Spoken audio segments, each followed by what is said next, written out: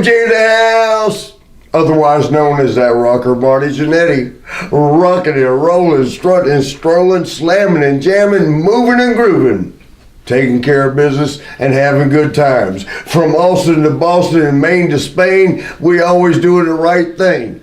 And the right thing now is to watch Hannibal TV. You know why? Because it's the best thing there is.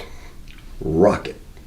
This is Hannibal from thehannibaltv.com, and today we have one of the original rockers, Marty Jannetty, with us for an extended career interview. Might turn into a part 2 because he's had such an extensive career. And he really wants to say I just talk a lot.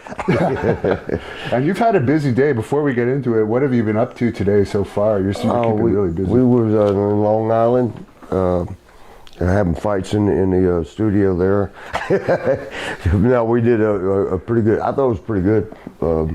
Nicholas, my buddy that gets me, he gets things done. That's a good guy.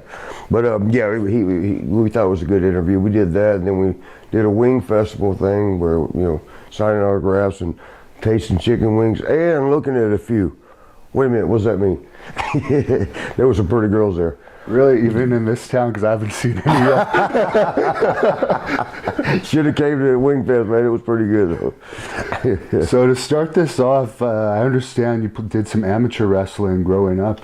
Yeah. I wrestled in high school and college, and loved it. I actually did pretty good. We went nationals to 2 years. For junior college, went to junior college, did well there. But it's kind of what got me into pro wrestling. But for any of us that have done other sports like kickboxing and everything, we love we want to know that we really did this. So I was always kind of in love with my wrestling, but I wanted to play football, and evidently I just wasn't good enough. But then I started driving a truck, and we was talking earlier about UPS, Perez, and that was a big company for driving trucks. I was driving North American Van Line, but I mean, it was driving so many hours a day, and then when you got there, then you unload furniture. And I got to thinking, like, well, if I'm gonna do all this driving, because Jerry Oates, the guy in my hometown, he was wrestling, and he had a little school, and he always told me in Georgia, right? He did pretty good in Georgia Championship wrestling and stuff. And so I was like, man, if I'm gonna do this, if I'm gonna wrestle this furniture, let me go ahead and see if I can do this. And me being a littler guy, that was my holdback from pro wrestling, because all the guys are big, like you. Everybody's big, right? And here I am, 5'11", 220, actually like 205 at the time. I'm like, I'm not big enough. That was my biggest thing, but Jerry's like, no. In hindsight, Jerry just wanted the money. But yeah, that's, I wrestled high school and college, did real well. But I just, after 30-something years, I talked to my coach, the college coach, and what's cool to me is cool. He's still coach. 30 years later, I'm grown up. He's still coach.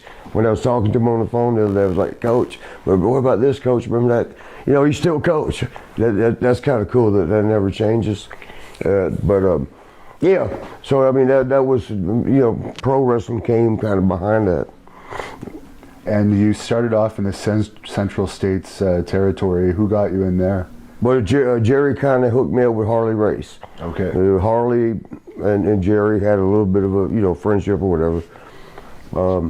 Bulldog Bob Brown, for those who remember, a good guy, and Bob Geigel. It was their territory. It was all theirs.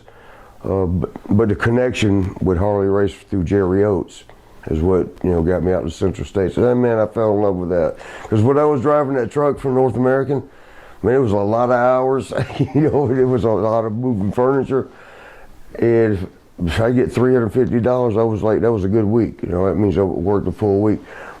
I went out to Kansas City, and we did 1 week of wrestling, and I got 400 something. Now, now of course that's like, oh, that's pennies. Back then I was like, look at this, I got a $400 check, I'm doing this forever. I was so happy, man, I couldn't have been. Plus the perks of being a single guy, the women that were there, I was like, how do you beat this life? I'm getting paid and getting laid. We don't want to say that, but I guess you were driving with Harley Race and Ric Flair at times in that territory. yeah. Oh man, those were fun trips.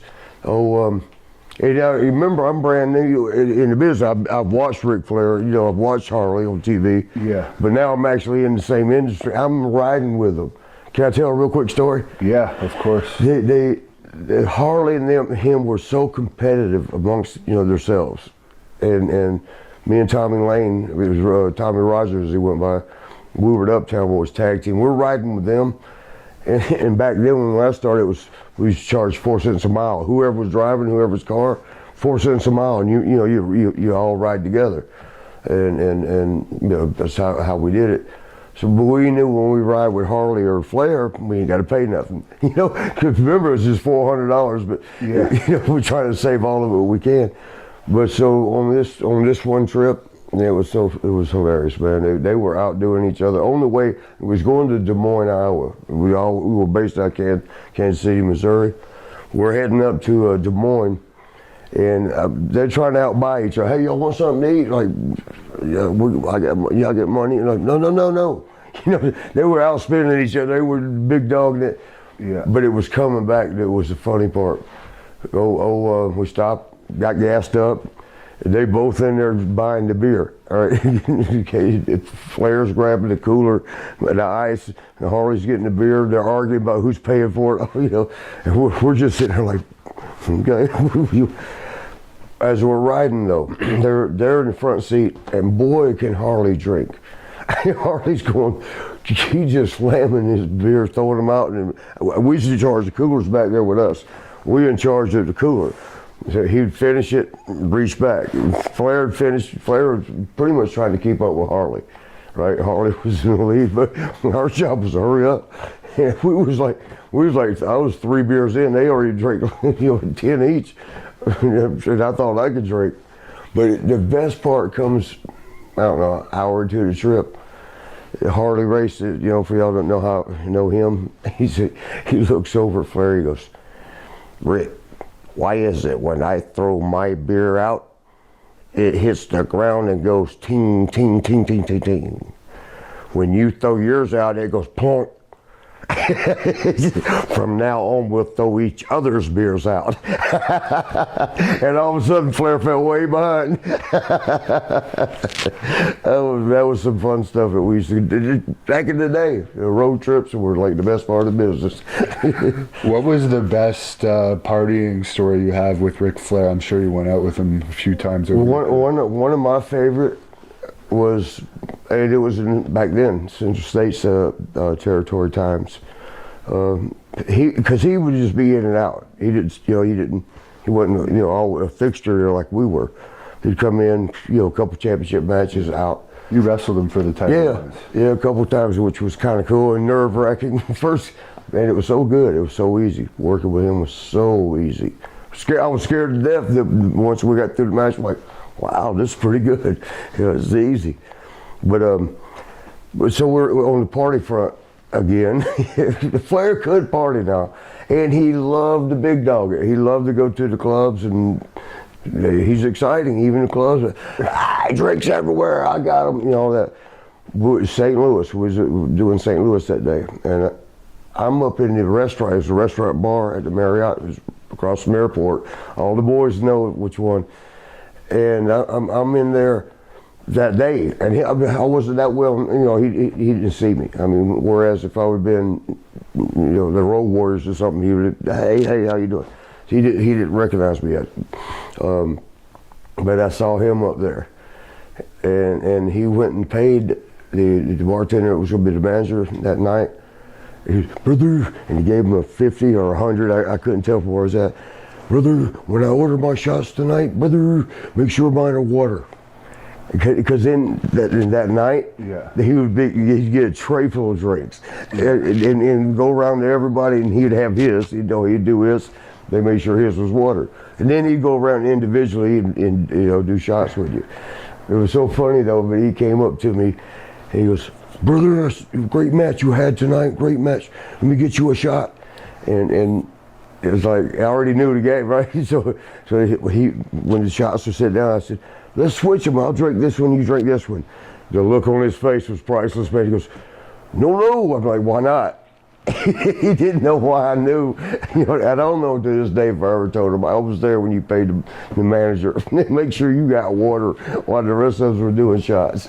And in those days, I guess it was more common to also have your drinks spiked as ribs and. Oh yeah, man, yeah. Arn Anderson scared the hell out of me one time. I thought he was gonna beat the shit out of me. Oh, I'm sorry about the cussing. Sorry, is that? We can bleep it out. Okay. Yeah, I thought he was gonna whoop me up because I was saying, I'm sitting there and drinking. Halcyons was a big thing at one point in the business. Yeah. It's like I hate to say it this way, but it's like the business went through phases of drugs. Halcyons was the big thing. Not Quaaludes. What was the GHB for a while. GHB, remember? Yeah. It did so much. I mean, it was like, you know, phases and waves.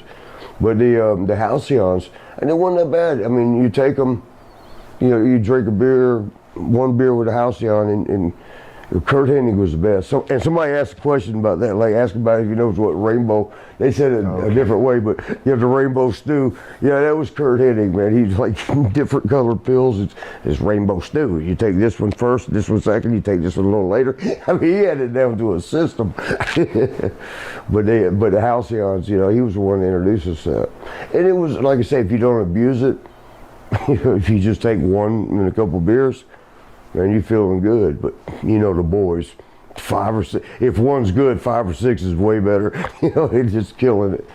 And it was strong. Halcyons was just like GHB, like you said. That's strong stuff. You know, and it would knock the Halcyons would knock your memory out. And just like GHB, it was. At one time, you remember General Nutrition Center sold it. Yeah. You could actually get it at the Gold's gyms. You could get it at gyms and stuff. And then everybody found out you get a little buzz off of it. And then people start ODing. But to finish, see, I've told you about my ADHD. This one night, Orange was sitting in there and was drinking, and evidently somebody got him. Or we don't know that they really got him. He might have just got buzzed up. You know, he's like, but he goes, Jannetty. I'm sitting there with him. He goes, if I find out you spiked my drink, I'm not feeling right now. I was like, well, what do you mean? He goes, if I find out you spiked my drink, one of them Halcyons, throw your ass out that window right there. And we're up on the 13th floor. Yeah. Shit, he might do it. Some people will say it, he might do it. but yeah, man, that was the party days. Did you ever see any instances of like Harley Race's toughness? Everyone always talks about how scary he was. I saw a couple things. I saw the ketchup bottle, which is, I think that a lot of people know about that, which was where we were at a restaurant one time, and again, this is hearing Harley's badass, right? Badass boy. And hearing he'll whoop the heck out of anybody. He's pretty legit. Well, we call him Shooter, and we're in a restaurant, and somebody recognized him. This was way back in the 80s, mid-80s, so back then.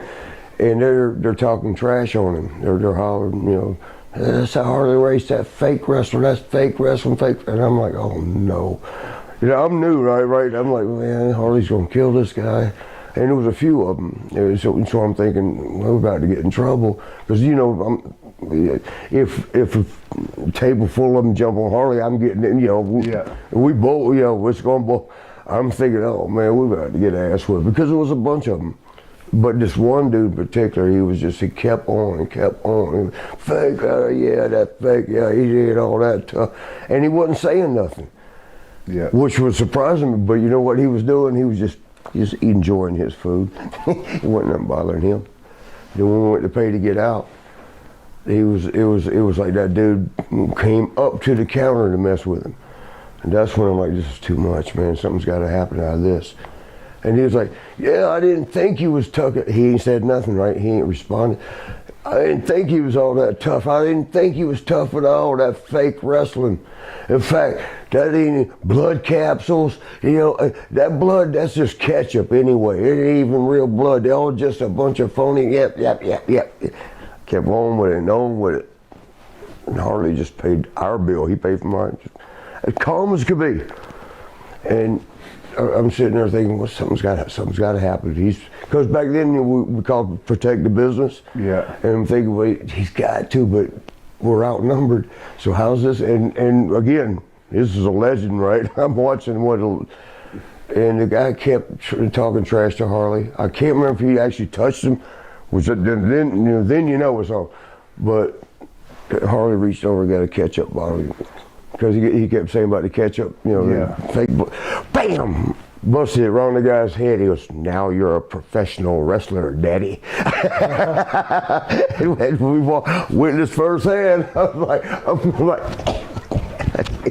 That was back when they were glass, I guess, right? The ketchup bottles. Yeah. Oh yeah, when he plastic, now it's just gink.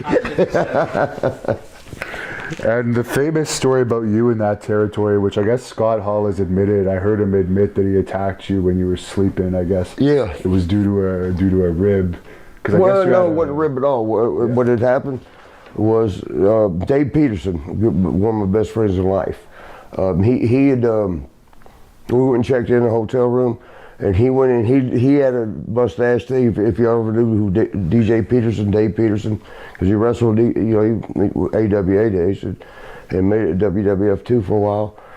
But he had Scott Hall has that mustache thing, had the curly hair.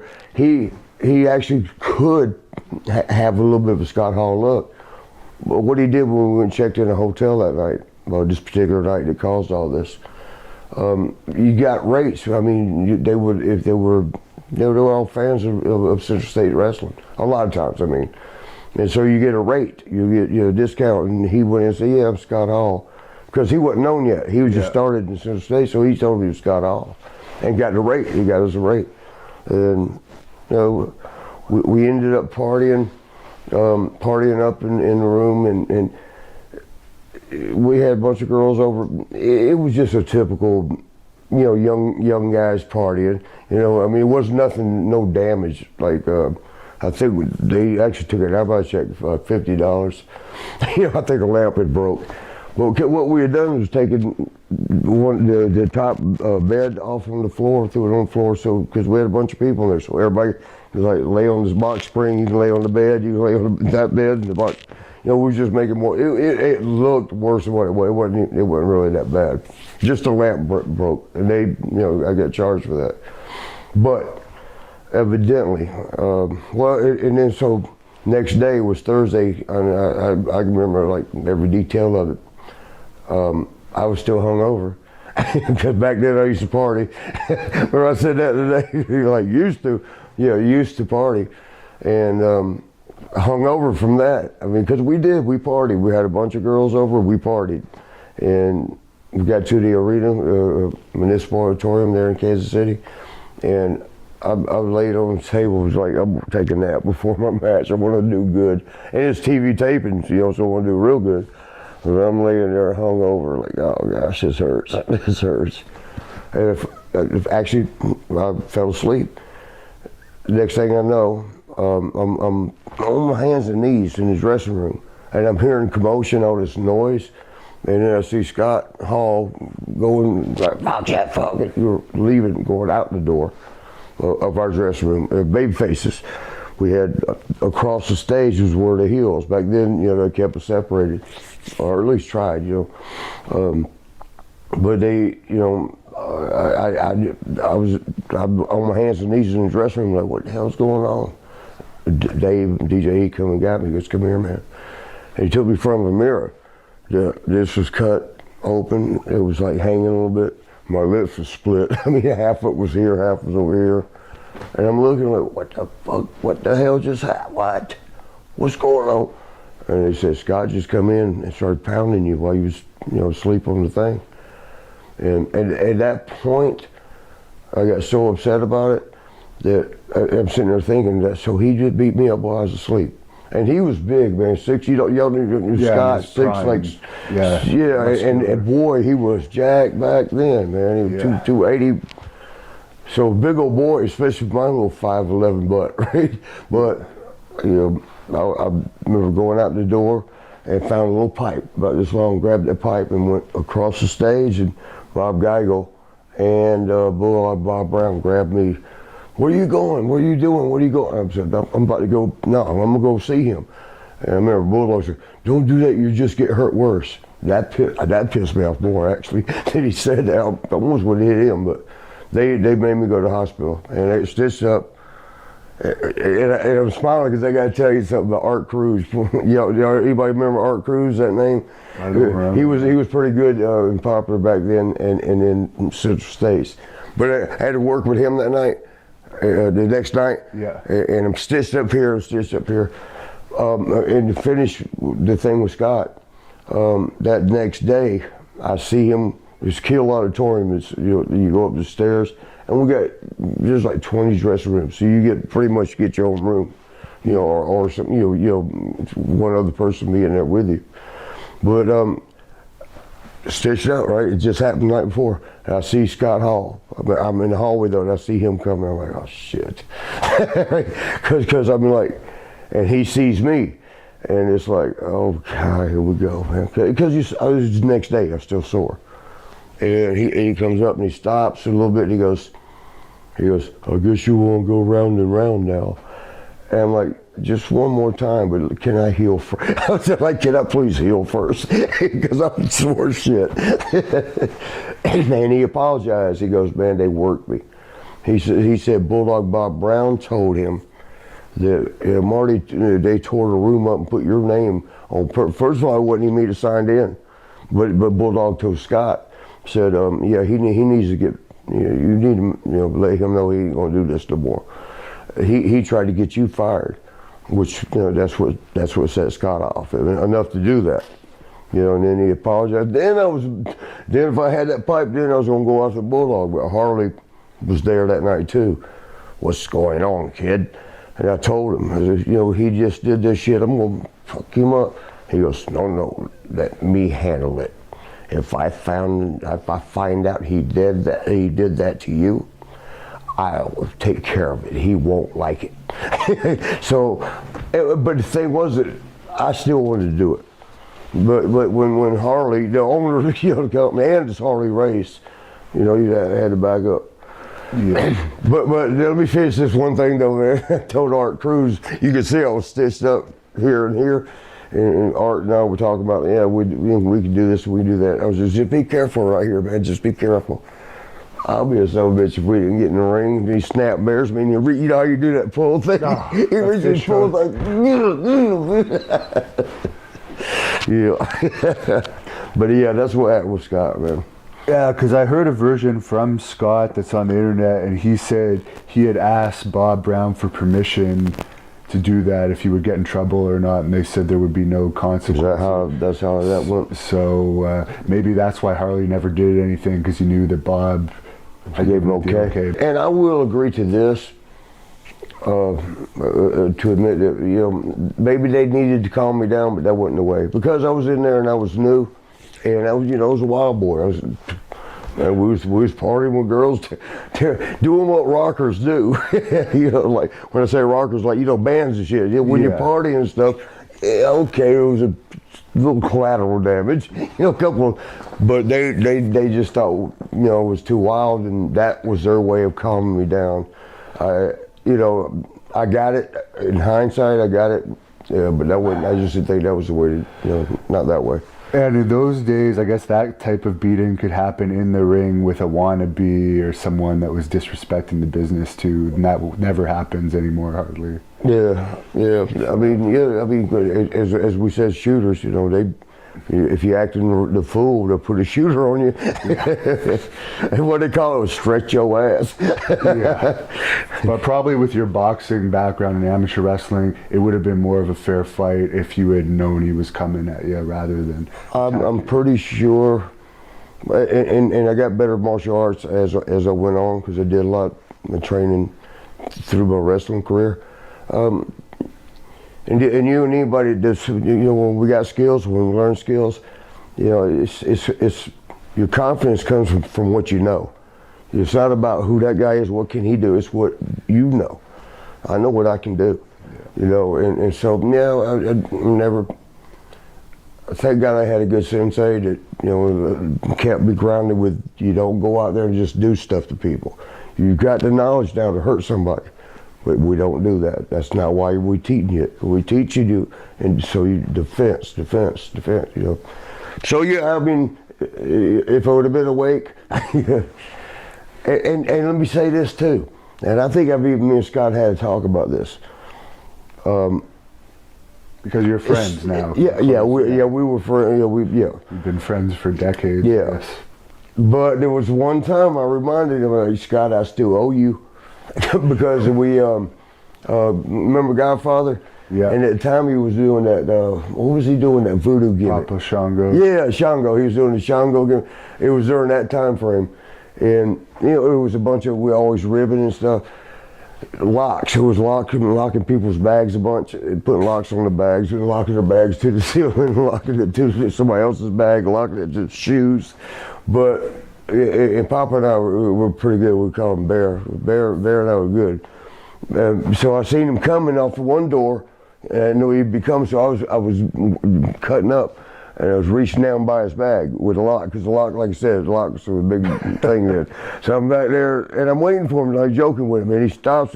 As he walks by, he stops. He goes, "Marty, you better not." And he's supposed to be a bona fide badass too, So I'm like, I was just playing, but evidently Scott Hall went and started stirring it up. He tried to get you, and he got him so worked up. Like, we do physical, we do the blood pressure thing, all that. His blood pressure, they were saying, you got to get it down. We can't let you. That made him even more mad at me. Papa come over and said, "Well, if I don't make it tonight, I'm going to beat your good." I'm like, bro, I went to Scott, and that's why I went to Scott, because Scott was like, yeah, he was going to put that lock on your back. I was like, bro, I owe you one, right? Whether or not I can, I'm pretty sure I could.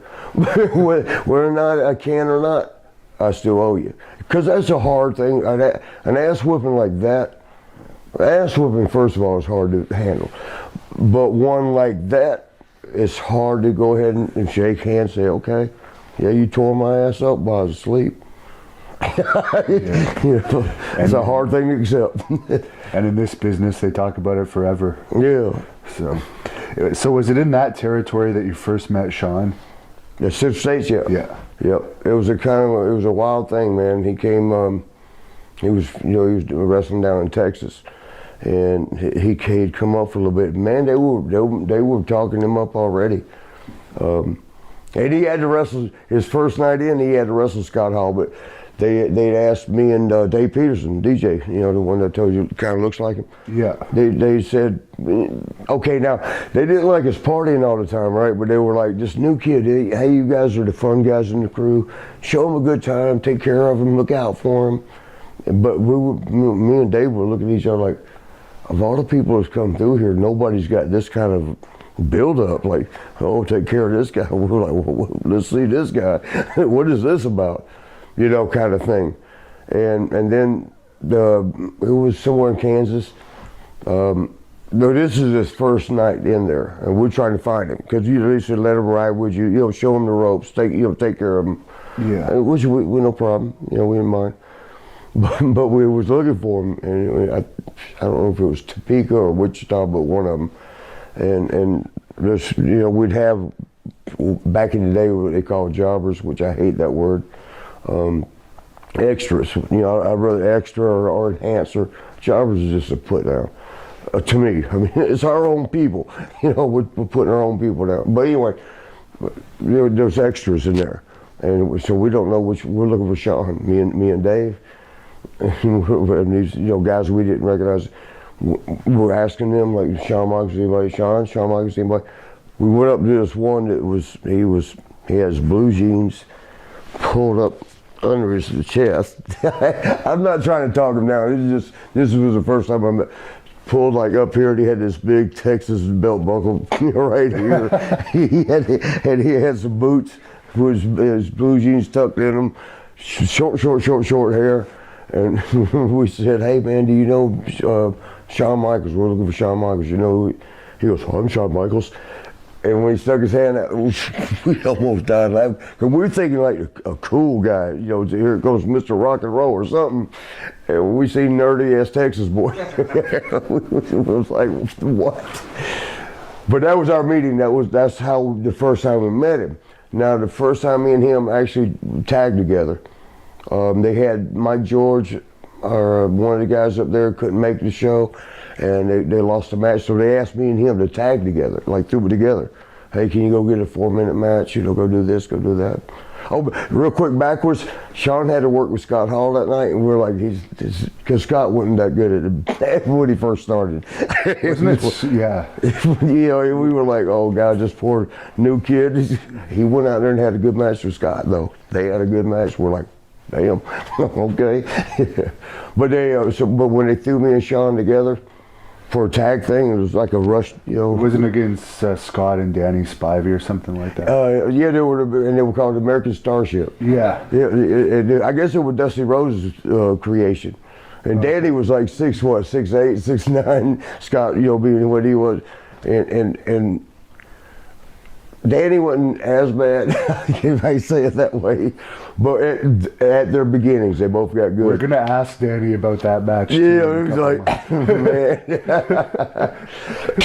But Shawn and I remember this, and I've said it so many times before. I remember being on the outside of the ring watching him, thinking, okay, fuck, if he would just do this right now, and then he'd do it. And then I'm thinking, okay, it's set up good and he'd do it. In hindsight, you know, I found out later he was doing the same thing. He was saying, like, I was watching it from there and I was thinking, oh God, it's a good, if he got him right now and did this and took him over there and did. So, somehow we clicked. Didn't even know each other, you know, that well. I mean, we had met. But our first time ever a match was thrown together, a fill-in match, because I think it was Mike George couldn't make it, but who one of the regular guys there. But we went and did that match for them, and it just clicked. It just worked, and we even left the ring, and we got in the back. You know, you always do that. You talk about, you know, hey man, how'd you feel about that? What if we did this tomorrow or this? You know, you always adjust your matches, and but we both was like, man, did you feel what I felt out there? That was something. Was just, I mean, we knew what the other was thinking. Is basically what it come down, and that's something you can't teach in wrestling schools. So I guess when you went to AWA, you went on your own. It wasn't as a tag team at first. Yeah. I got to call up another lesson that I'd learned. I got to call up to go up, you know, to AWA because now we're in. You know, remember I'm a little Columbus, Georgia boy. Right? Yeah. I ain't never seen nothing but Atlanta. and when I went out to Central States, I got to see. To me, it was just amazing to be in capitals of other states. Yeah. I was in like you know, Lincoln, Nebraska, Des Moines, Iowa, Kansas City, Kansas, Kansas City, Missouri, Springfield, Missouri. You know, all these places that are capitals of the states. I've made it. Then when we went to ESPN, when I went up to ESPN TV, now I'm going to like LA, I'm going all over the country, Chicago, Baltimore. I'm seeing the whole country. I'm like, I've made it. I've made it. This is great. But so we were up there, you know, I went up there. And the thing was, when I went up, I still had to finish up my time, you know, with Central States. And it was so funny, Bob Geigo pulled me aside, he goes, if you'll stay here, I can give you $700 a week. And I was thinking, I've been here for over a year, and you just now, you know, because I didn't know that's how it works. When you know, because I guess I got, what do you call, got over there in the States, and so now I was valuable, but I didn't know. But when I was going to ESPN, now you made me this offer. You couldn't have been doing this the whole time. Yeah. but I love Bob Geigo. I mean, I hugged him. I almost cried because I liked him, you know, him that much, you know. But boy, like I said, I learned the politics there. But yeah, so we went there. I think I was there for a month and a half, doing pretty good on singles. And you know, I've been pretty much tag team because we did the Uptown Boys with Tommy Rogers. when I first got there, and then kind of me and Bulldog Bob Brown tagged for a while. We're tag team champions there, and yeah, so most of my stuff was tag team wrestling. It wasn't I had some singles, but when it went up to me, it was big time. You know, I'm ESPN now, nationwide. Nationwide now. It was singles. It was doing pretty good, and then Greg Gagne came to me, and he said, "Marty, we want to make a tag team. You somebody that's got your kind of energy, a lot of high flying. Do you know anybody you would be able to make a team with, and y'all could be charismatic?" And again, in hindsight, trying to do another rock and roll, you know, because Rock and Roll Express were pretty popular and were good. And so basically that's what they were trying to do, recreate that for them. But my little young ass didn't know. I just thought, you know, like, oh yeah, there's this guy Shawn Michaels. And they had actually said, we know about him. Yeah, we know of him. You get along with him? Yeah, we tagged once, did good. So that's how Shawn come in, and we became the Midnight Rockers. We were the Midnight Rockers, later we were Rockers, you know, because I guess copyright names or however all that works. Is it true, like Shawn said, I guess, that Vern Gagne originally thought that people might get rockers confused with rocking chairs? Rocking chair, yeah. Yeah, that really happened. here's what they did. They told us come up with a name. It's like, here's what we want. We want you guys to be energetic. We want you guys to really be flashy, wearing all this stuff, and you know, just high energy. He never would go to say like the Rock and Roll Express. He would never do that. He never went that way. He just said like high energy, dress up, flashy, things hanging everywhere, all that, and come up with a good name for that. So me and Shawn, we did used to bust our ass studying and trying to perfect anything we could, even the name. We struggled getting a perfect name.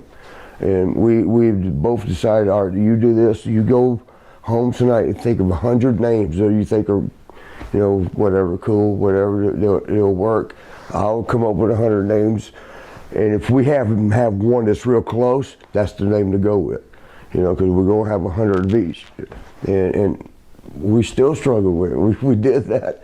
And then the way we actually got called Midnight Rockers was we had to go to Vegas. We did Vegas TV taping every third week, and we're out there.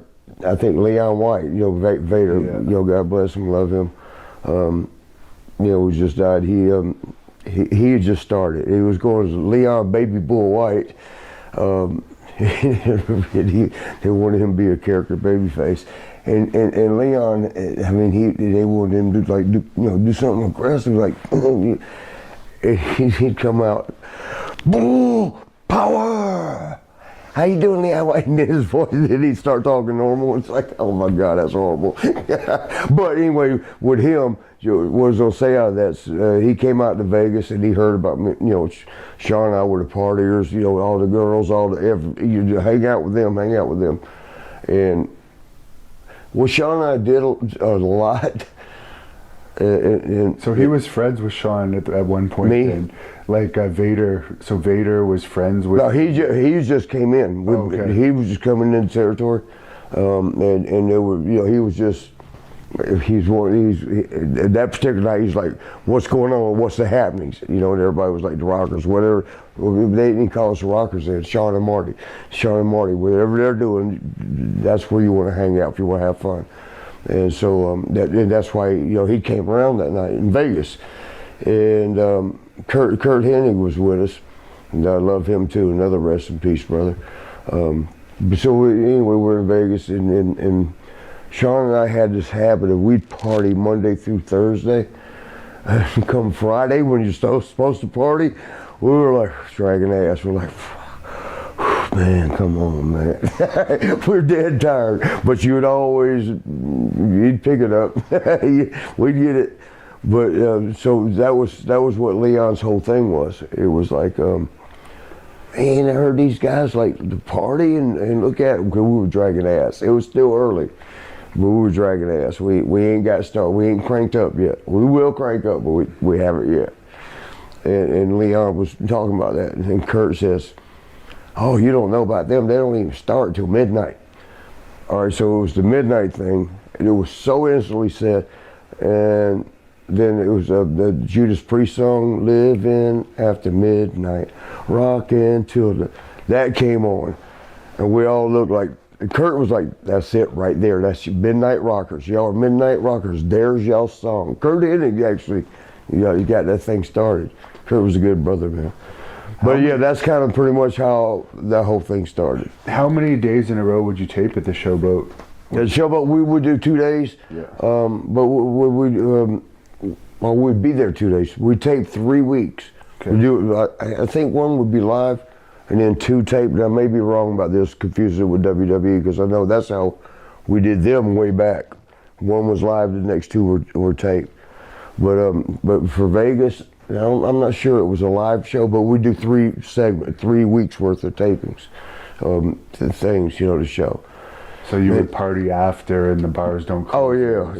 What would be the average time that you'd finish partying in Vegas during those years? You had to make your flight. So let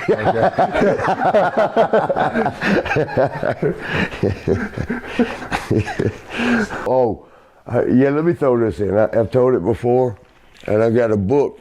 I'm 3/4 way through my book, and it's in the book. There's a lot of the stuff that's going to be in the book. Is that with Scott Teal? Is he still? I was going to work with him, but now I got Justin. How you say his last name? Barrazo. Bizarro. Oh, cool. This is Sports Illustrated. I like his. I love Scott. Nothing against Scott, but Scott. The reason I'm kind of liking the Sports Illustrated thing, because they're gonna get it out there. They're gonna, they'll get it distributed. But so this is told in the book with Sean. Here was another thing, man. Here was another thing that kind of was what was that word? Prelude to your future. It was kind of a prelude to it. When Greg and them, remember I was telling them about, they called me, they wanted, like, who could you tag with, and said Sean. Like, oh yeah, okay. So they flew him out to Vegas for TV tapings, brought him out there, and we knew each other, so we talked on the phone, and I was wearing. And remember now, I was doing singles. I was on my own, but I was doing zebras, animal print, but zebra stripe looking stuff, like leggings and little tassels and things. That was all zebra stripe. And Sean didn't know nothing about it. I don't know how he didn't see it on ESPN. But when he came out there, me and Kurt Hennig were playing the slot machines. Kurt was my boy, man. I love him. Well, we're sitting there playing the slot machines. I can't remember her name, the lady that was running the Showboat. Sweetheart of a lady. But she told us, stay by the doors. If you go and play the slot machines, stay by the doors. And we're like, why? And she was like, they're set to hit more, because we want people coming in to hear ching, ching, ching, ching. They want to hear that. And if they're leaving, they want them to hear that, so they'll stay a little longer. So we were on the two end slot machines. Kurt's on the one side, he's playing away. And we did this, whatever it was, like say a Friday. I mean, we got in at 12 o'clock, we got the Showboat checked in, everything's done. Say 1 o'clock, we're done. We stayed on the machines for like hours. And we was kind of breaking even. You never got way up and then get way down. You kind of even, so you just wait for that one, hit that one big one. And Sean shows up, his flight gets in, he comes, finds me. And he's like, hug, like, hey, how you doing, brother? Hey, how you? He goes, you got our outfits? So, because I had this stuff for him.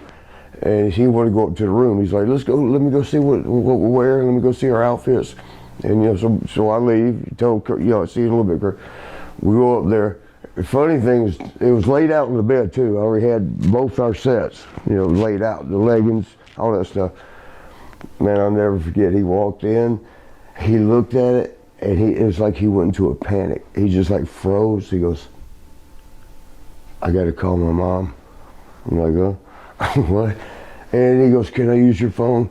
Because remember then, we didn't have cell phones yet. This is 1986. we didn't have cell phones yet. He goes and gets the phone, and he calls home, and goes, Mom, he's got us wearing fur everywhere. He was in like a panic. And I'm like, oh my God, what the hell? So after that was done though, we go back downstairs and we go, he wanted to learn. He's like, hey, I don't know how to, I've never been in casinos. This is wild. I don't know what to do. I saw you playing. Go teach me. We go back down there. We go over to where we was at. Kurt's still over there. But some lady was on my machine, the one I was playing, because you wanted to stick with it. You've been doing it all day. And I sit there talking to Kurt, we're cutting up, and the lady gets done, so Sean goes over to the machine I'd been on all day. And, it was 3 quarters, because you could put dollars, you can put quarters, you can put whatever. This was a 3-quarter one, which was full, whatever you hit, it's going to be full. And me and Kurt are cutting up, not thinking nothing, Sean. Just you even got to tell about you put them in and you pull the handle. It's a slot machine. You pull. He didn't even know how to how to work it all. But me and Kurt are cutting up like, hey, how you up, down? And all of a sudden we hear this ding, ding, ding, ding, ding, ding, ding, ding, ding, ding, and the little red light thing goes on, spinning around, and the fire alarm shit. And we're looking at Sean hit 777s. I played all damn day. He comes up, 3 quarters, pulls it, 777s. Damn. Kurt was even telling me, you got to give Marty some of that money. He set it up for you all day. You got to give him some of the money. Which I didn't really care, I didn't want, but how little did I know that was going to be a setup for the rest of my career. I'll put the work in, you get the glory.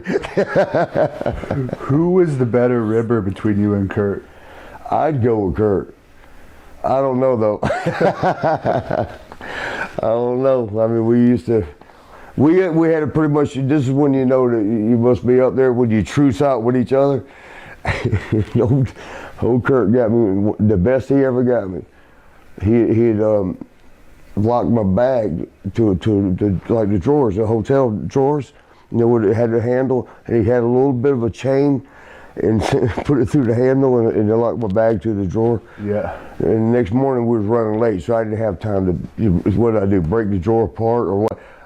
The way you get somebody back is like make that rib backfire on them. Right, so I just took the drawer out and went to the airport with it. And Kurt was like, "No, man, Marty, don't do that. No, I'm taking this with me." When we got to the, where you put your bag on the thing that goes through, yeah. I had to do it with a drawer attached to it. And they were even confused, like, what do we do? The people working there, they were like, what do we do about this? Kurt's like, he always checks his drawers. He always, Kurt was always so funny. But it ended up, I actually didn't get to make that flight because they didn't know what to do. We went through, they let it go through. But then when we got to the plane, it wouldn't fit in the overhead. They were like, well, they were confused, like, well, we can't let you have a drawer, but we don't know what to do.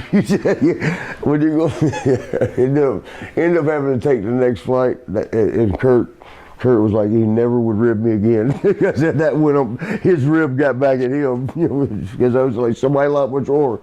Kurt Hennig was with me. I don't know. And I guess sometime before you went to AWA, you had your first tour of Japan with All Japan. Yeah, I went to. Well, Harley liked me. I love him to death. But he liked me, I guess. Whatever he saw in me, he liked. He thought, because he was old school. He liked to see you keep it real. Make them believe it's real. Hardcore. Yeah. And real quick, one of the most impressive things that got me with him and there was a guy that wrestled as Sheik Abdullah. Out in Central States, and they had a strap match where you put the thing around the wrist, each of them, and you got a strap. You can pull it, you hit them, you choke, whatever. Strap match. And at the end of that night, I'm getting ready, and I hear this. I'm like, what the shit? And it's coming from the shower, which I'm about to have to go shower up, because my match was just over. And I'm like, what the hell's going on? I look in there, Harley's got a belt, his belt, and he's, he's whipping himself with it. I'm like, what are you doing? He goes, how am I supposed to show my family that is here from out of town I had a strap match and I don't have one mark on me? I was like, holy shit, I love this brother. I mean, I fell in love with him with that. Like, that's hardcore. He's putting shit on himself, so to make, I had a strap match, But, and I guess I was a little bit like that or something. He just saw something he liked in me, and so he got me in Japan in my rookie year. It was from back then. It was like the first time a rookie, because Japan's hard. It was hard to get into, and it's good when you get in there. But the first time, man, I went over there with Harley. Harley, man, there needs to be movies and books and more movies about him. we're over there in a restaurant eating, and it was just it was very few of it. It was me, Kerry Von Erich, Tim Horner. Remember Tim? Yeah. Tim Horner. A few other guys I can't remember exactly who all, but I know those because and they were shooting a mafia type movie, filming. They were outside the front of this little town in Japan. It was like the outskirts of Tokyo. And Harley's a big dog. Big. They love Harley in Japan. And so this lady, just the star of this movie that they're shooting, she comes in the restaurant where we're all, and it was just us. It was like midday. And she comes up and starts saying, oh, well, hey, Kerry Von Erich. Oh, Tim Horner, you beat Road Warrior Hawk. I mean, she knew we were wrestlers, right? And she come up and even knew me, and I'm like, I don't know how you know me. I've not been on national TV. And then she goes up to Harley, she goes, I don't know who you are. And we were all, oh, shit. Oh, no, you didn't. Oh, no. And Harley, being typical Harley, didn't say nothing. But then they told us, everybody, all of us that was inside for this little movie thing, they were all like, quiet on scene, y'all be quiet for a minute, we got to shoot this right here, y'all just be real quiet, y'all can stay right there, no problem. Like I said, it was some mafia movie to break it in, coming in with the machine guns, looking, whatever they were doing. And they came in and did one scene, and then they were like, we're doing one more, it's gonna be outside, y'all just stay in here right now, don't come out, don't filming out in front. And the city, that little place, the people knew about the filming. It was a whole bunch of, the Japanese people were all, it was fenced off, covered around that fence, they're watching the video, they were shooting a movie. And then Harley, they're like, right after they tell us, don't go outside, y'all stay here. Okay, so Harley goes, come on, kid. I'm like, what? He goes, come with me. And I'm like, no, they just said, don't come with me. So I'm like, okay, I'll go with him. Push some double doors open, like going outside the front of the restaurant. And they're set, their cameras and everything, they're on that little roller. They did all set up out there. But when Harley shoots the doors open, the double doors come out, all them people, that's how much he was over. Harley, and then they're even chanting, Harley, Harley, Harley. And they're like frustrated because they didn't realize the whole city. But Harley looks over at me and goes, who's the star now?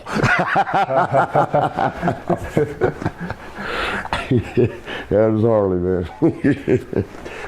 So was it you that made the first contact with WWE, the first time you guys went there, the very first of your experiences? Yeah, and it was a situation where AWA wasn't doing us right.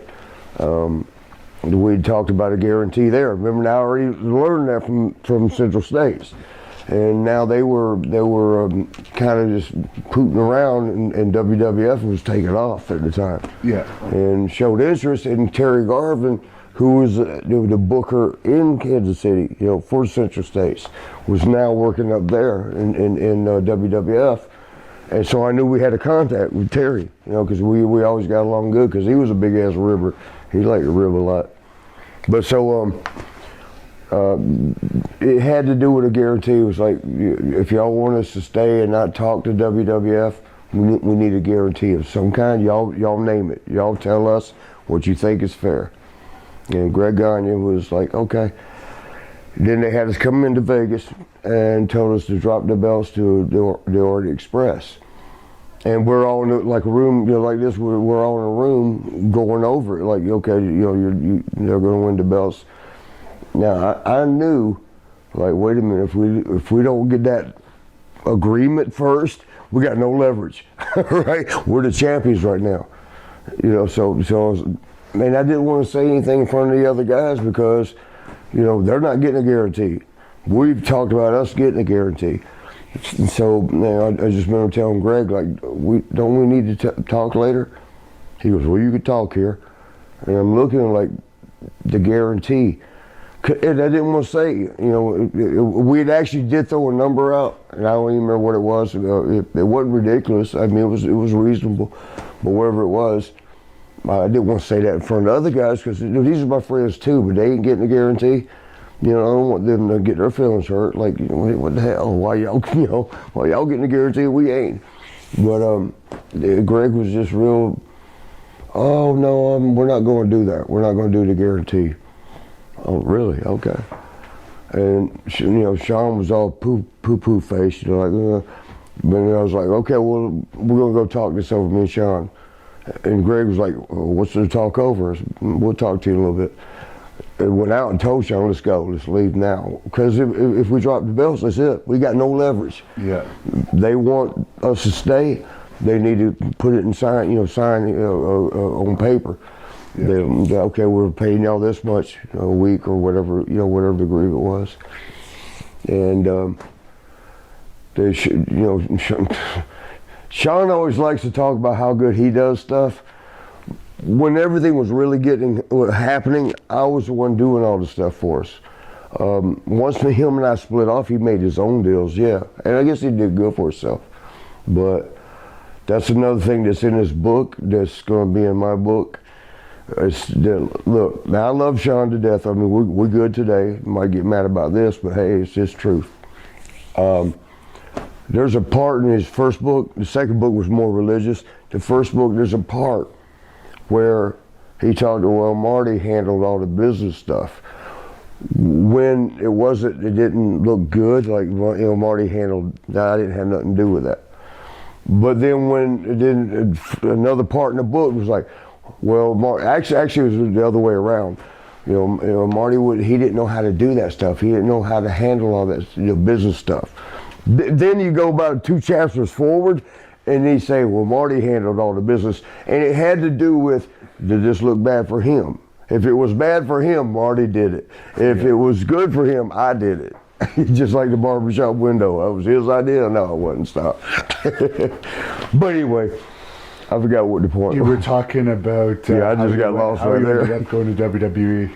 And so it's off of that, yeah. So I called Terry Garvin and told him. I said they're trying to screw us. They want us to drop the belts here and not give us a guarantee, which means you're dead. If they want to give you a crumb, you get a crumb. If they don't, you ain't get one. Ain't nothing you can do about it. And Terry's like, oh, we'd love to have you here. If that's okay. Don't sign. Don't do nothing. Let me talk to Vince. And so, a couple of days later, he called me. He goes, well, you guys start here. And he gave us a start date. So that was how we first went to WWF. And it was over, stuff the Gagnes did to themselves, man. They panicked so bad because they used to be, they were a pretty good thing. The AWA was pretty big. Yeah. But when WWE started taking off, they started panicking and doing things wrong. I've told this before. When Sean and I first got there, I got there, and then he came in with Midnight Rockers. The houses, we were going to Denver, we was going to Salt Lake, we was going to San Francisco, LA, and the arenas were full. So we left Central States where the arenas hold 5,000, 7,000. Now we're in the 15,000 seat arenas full, sold out. So we're like, wow. Then WWE started taking off, or F at the time started taking off. I think it was the Road Warriors left first. And all them full houses, half houses. Then the Freebirds left, Michael Hayes and all them. down to a quarter of a house. And it was just panic city. The Ghanaians went crazy. They didn't know how to handle it. And they were doing bad stuff like what they did with us. You know, we were some bad little kids, but you know, but they were doing it with the guys that weren't bad little kids. You know, that's why everybody was leaving. Now, it's been a while since I read Sean's first book. I did read Sean's book when it first came out, I think, and when he talked about the first time in WWE, he kind of blamed you for apparently having sex with a girl that Jimmy Jack Funk was. That was okay. So now I'll get you to tell the whole story. So we called like everything I just said about Terry Garvin giving us a starting date. Yeah. Boom, we're gone. We went in there. We were nice about it. Told AWA like, hey, hey, thank y'all for but we got to go else. Y'all, we weren't rude about it like saying this. Y'all was sinking ship. That's floating big. We went over there, but the first night in the WWF, first night, and we're nervous as hell, man. Because remember, I was just telling this today. When we came in the back doors, Sean and I, 5'11", 210, 220 pounds. We walk in the back doors, plus AWA, they had nice lighting, and they had a nice, sound system, for music. But when we walked in the back doors, our first day at WWF, there's fireworks, there's explosions going off, there's people rappelling from the ceiling. We're like, wow, the production is just crazy, We're like, wow. I mean, we was overwhelmed just on that. And then there goes Big John Studd, 6'9". That's the first guy that walks by. We've seen him on TV. But to see a 6'9" guy in person walking by and just look at you and nod. And then I think it was and of course Andre's big ass. Andre Giant walked by. He's just a monster from outer space. 7'4". Yeah, he goes by. I think King Kong Bundy was the smallest one. He's like 6'4", 300. He went by. The first photo, and Hogan went by, and I'd never met him to that point. And he's a monster. He's a big dude. It was then. Yeah. And I actually, Sean saved it. I panicked. I'm like, no, let's go, man. We don't fit in here. Let's go. I was scared. The one-man gang, remember him? Yeah. He walked by, he was 6'7", 300. I was like, where the hell do we fit? Where are we in this? Yeah. Let's get out of here. Let's go. But we made it through that night. We went out to the club. It was Buffalo. And there was a club, I think it was Ramada, we don't even need to say all that. Whatever club or rest hotel it was a bar there. All the guys, took care of the boys. We always do that. We have our bar. And we're in there, and Terry Garvin said, mingle with the guys. You need to, don't seem like an outsider, So, we're in there cutting up, fraternizing, cutting up with the boys, and Jimmy Jack Funk. At first, he thought we were pretty boys, which if you look at this face, he must have been drunk. But in comparison, maybe. Yeah. So we're in there, and I'm having a great time with Jimmy Powers. Remember the Young Stallions? Yeah. And Jimmy Powers and I, we're hitting it off. British Bulldog, Davey Boy Smith, we're hitting it off. We're having a great time. But Jimmy Jack's over there messing with Sean. He's like, come on, punk, I heard y'all was supposed to be some badass partiers. Let me see you do this. And he takes like a little wine glass or a glass, drink glass, and he bites it. It's a bar trick. It's not even hard to do, but Sean ain't never seen it. And Jimmy Jack, hey, you do it, punk, and hands him a glass. And Sean's like, no. Come on, you punk. And he gives him a little shove. Not bad, but just, a little intimidating shove. And I'm sitting there thinking, fuck, where's this going to go? This ain't going nowhere good. I'm just sitting there, and he grabs another glass, he breaks another one, bites it, breaks another one. And he says, come on, punk, I thought you could party. You guys ain't shit, you can't party. Because he wouldn't break a glass. So finally Sean was like, well, I can't do that. And he takes it with them champagne glasses, the tall, thin one things. He takes one day and goes, and breaks it over his head. Well, Jimmy Jack fell in love. You're like, oh, you guys are pretty cool. Starts hugging up. Now he's all happy, because he broke a damn glass on his head. But so that whatever goes on the end of the night, closing time, MJ, that'd be me. MJ, I end up with this one girl. It's like, let's go. Well, Jimmy Jack comes up to me and goes, let's go up to the Denny's and get something to eat. Well, I was like, yeah, I was hungry too. I was okay with that. I'm like, okay. And so he's like, I'm going upstairs to get my wallet. And so we're waiting by the door. And the girl she got this low cut top and she's filling it over the top. And she was pretty blonde, rubbing on me, and she's like, let's go. I said, well, no, we got to wait on Jimmy. She goes, and she even did it. She goes, do you want to go with him or do you want to go with me? So I went ahead and got in the car with her. we get in the car, and when she went the wrong way, had to turn around and come back right by the hotel. Now Jimmy Jack's out front looking around, and he sees us, and I'm like, and I'm doing this, like out the window, I'm pointing like I'm telling her to pull over. I'm like, damn, turn around. But I wanted him to think I was saying, like, turn in, but she wasn't going to turn in. She was not going to turn. So he got very upset about it, because it ended up being one of the, I hate to say the word rat, but that's a term in our industry. Yeah. I mean, at least in the rock and roll world, they call them groupies. we have to go down there with rats. But so evidently it was one of his girls. That I had no clue of that. I mean, I didn't know. But that's where everything went wrong, because he got real mad about it. He thought I was disrespecting him by, letting him go get some money for dinner, and I'll leave it with your girl. I had no clue. Is he even still alive? I think he is. We haven't heard anything from him for years. Billy Jack's alive. Billy Jack, remember Billy Jack Haynes? Yeah, I've actually been trying to track him down, but the phone number that his ex-wife gave me doesn't work, and his email doesn't work. But I love old Billy Jack, but he was different. Yeah. Still is, but I still love him as my boy. So I guess the next day you go to the second set of TV tapings. Yeah. All this goes in your face. Yeah. It was at the catering. They have a good food and stuff set up for you. TV tapings, you always get to eat good. That's one good thing about it. But yeah, I remember coming up, and here comes Jimmy Jack right up in my face, and all bowled up. And see, I partied a little bit that night, so I had a buzz, a pretty good buzz. So when I got up the next morning, I was just hung over. Like, all I remember was a good time. We had a good time. Yeah. So when I came, I had it slipped my mind about the part where the girl, was right. Because we've all been there. Yeah.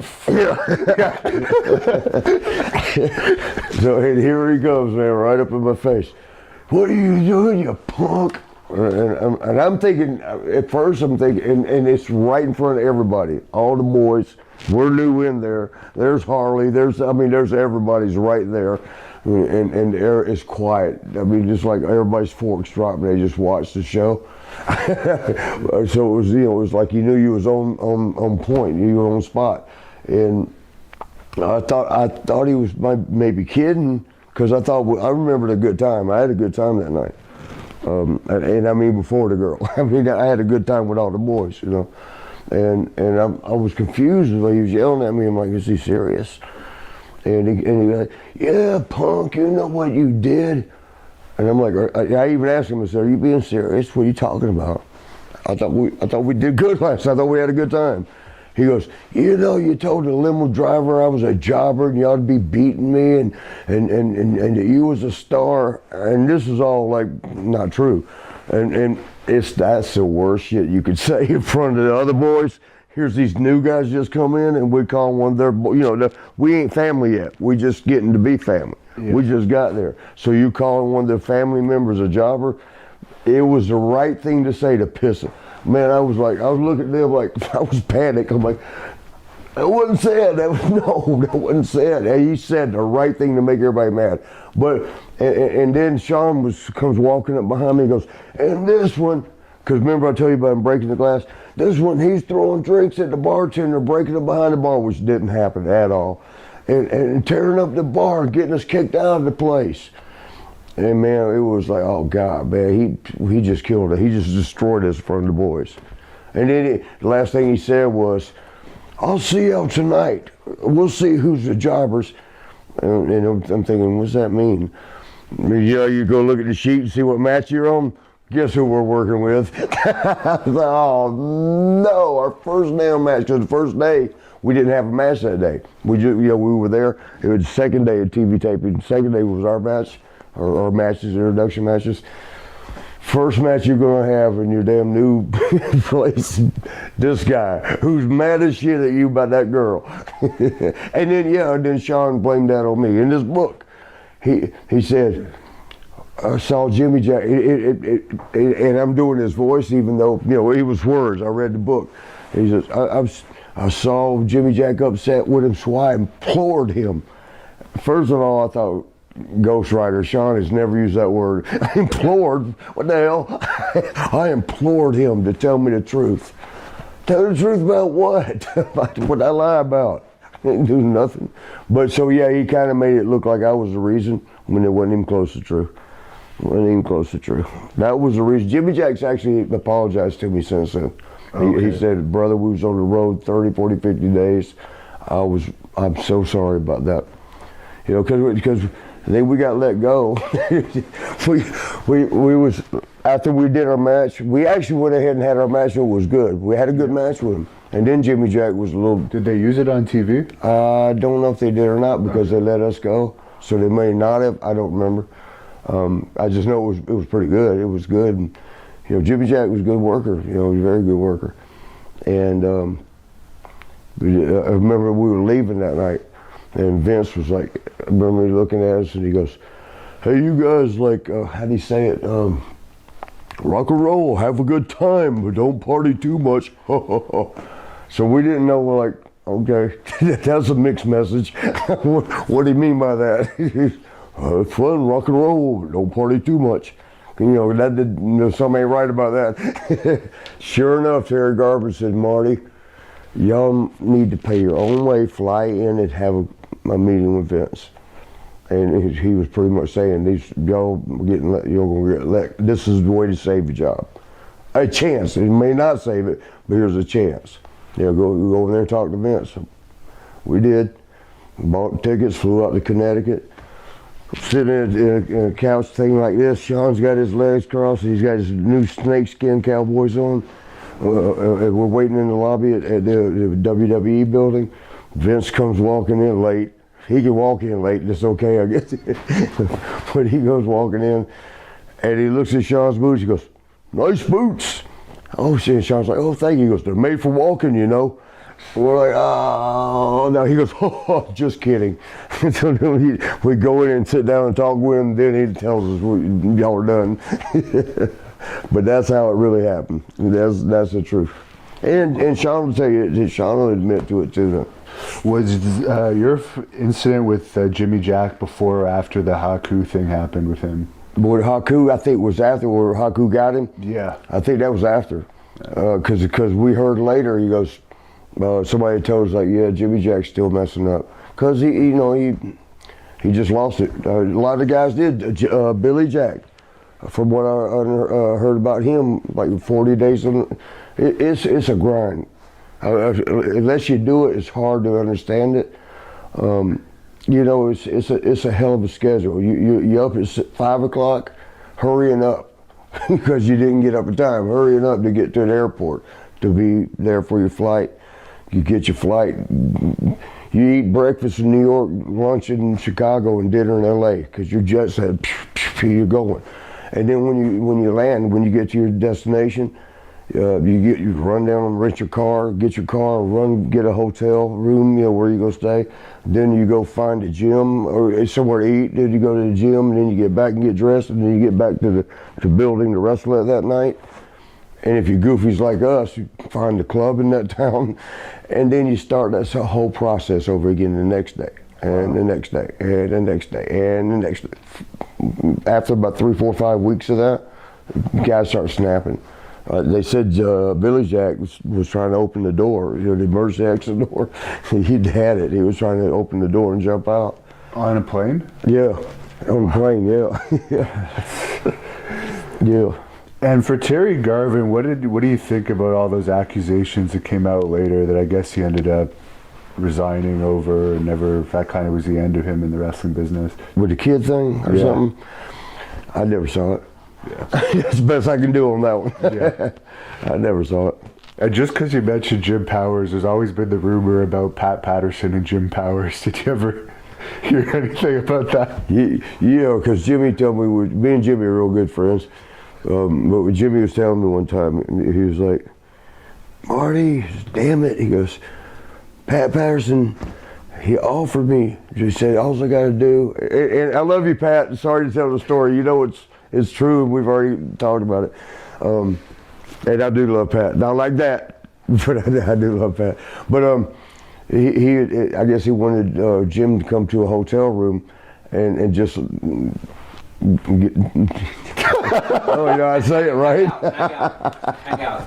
Yeah, hang out. Well, yeah, apparently he asked Sid to go watch lightning on the balcony at his hotel room once. That's what Sid did in a play. But I guess Pat was going to honk on Bobo. That's all. Jimmy didn't even have to be a pitcher or a catcher. He just get. You go have to edit this out. You get a. but so Jimmy, he didn't go for it. And then he worked his out. He was great working out and shit. And he worked hard, and he was a good worker. And he was telling me one time, he goes, we're making a trip. He goes, and he was just kidding, but it was still funny. He goes, God damn, Marty, you know what, man? If I had that decision to make again, all I had to do was lay there. Well, because there's always the rumor of that's why Steve Lombardi had his job for the decades that he had it for. And again, I didn't see it. So, Kamala told us apparently that back when Lombardi was kimchi, he saw them share rooms. But, that don't mean they did anything. Yeah, exactly. So what were you guys feeling like once you were fired? I guess you ended up going to... Oh my God, it was horrible. Yeah. Because now Sean's like, well, call the Gagnes, tell them we'll be back. And I'm like, hell no.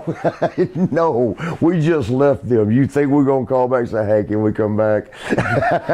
And they did. They laughed us out of them. They were so happy about that. We left them, and then we went and got fired over there. It wasn't really fired, it was released. But, and there is a difference. But we had to start over, man. We was already established, nationwide.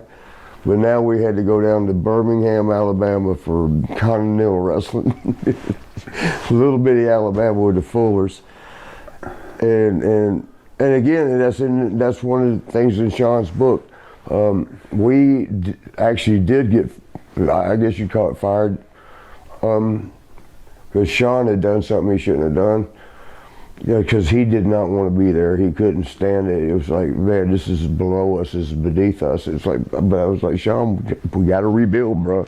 We'll be back, but we got to do this. But he was signing. He was just so frustrated. But he had signed what got us let go. I guess you would say it that way. Was he signed on some little girl's back of her shirt thing. It wasn't nice what he wrote. I ain't even gonna say it, but it wasn't nice. And the parents went and took it to the promotion and said, this guy. And so they had Bob Armstrong tell us, like, guys, you shouldn't write that. You shouldn't write that on people's shirts and when you're signing autographs. And it was like I didn't know, but. And Sean said, well, fuck you, I quit then. And he does say this in his book, because I did. When he decided to go that far with it, I went with him. I was like, okay, well, let's go.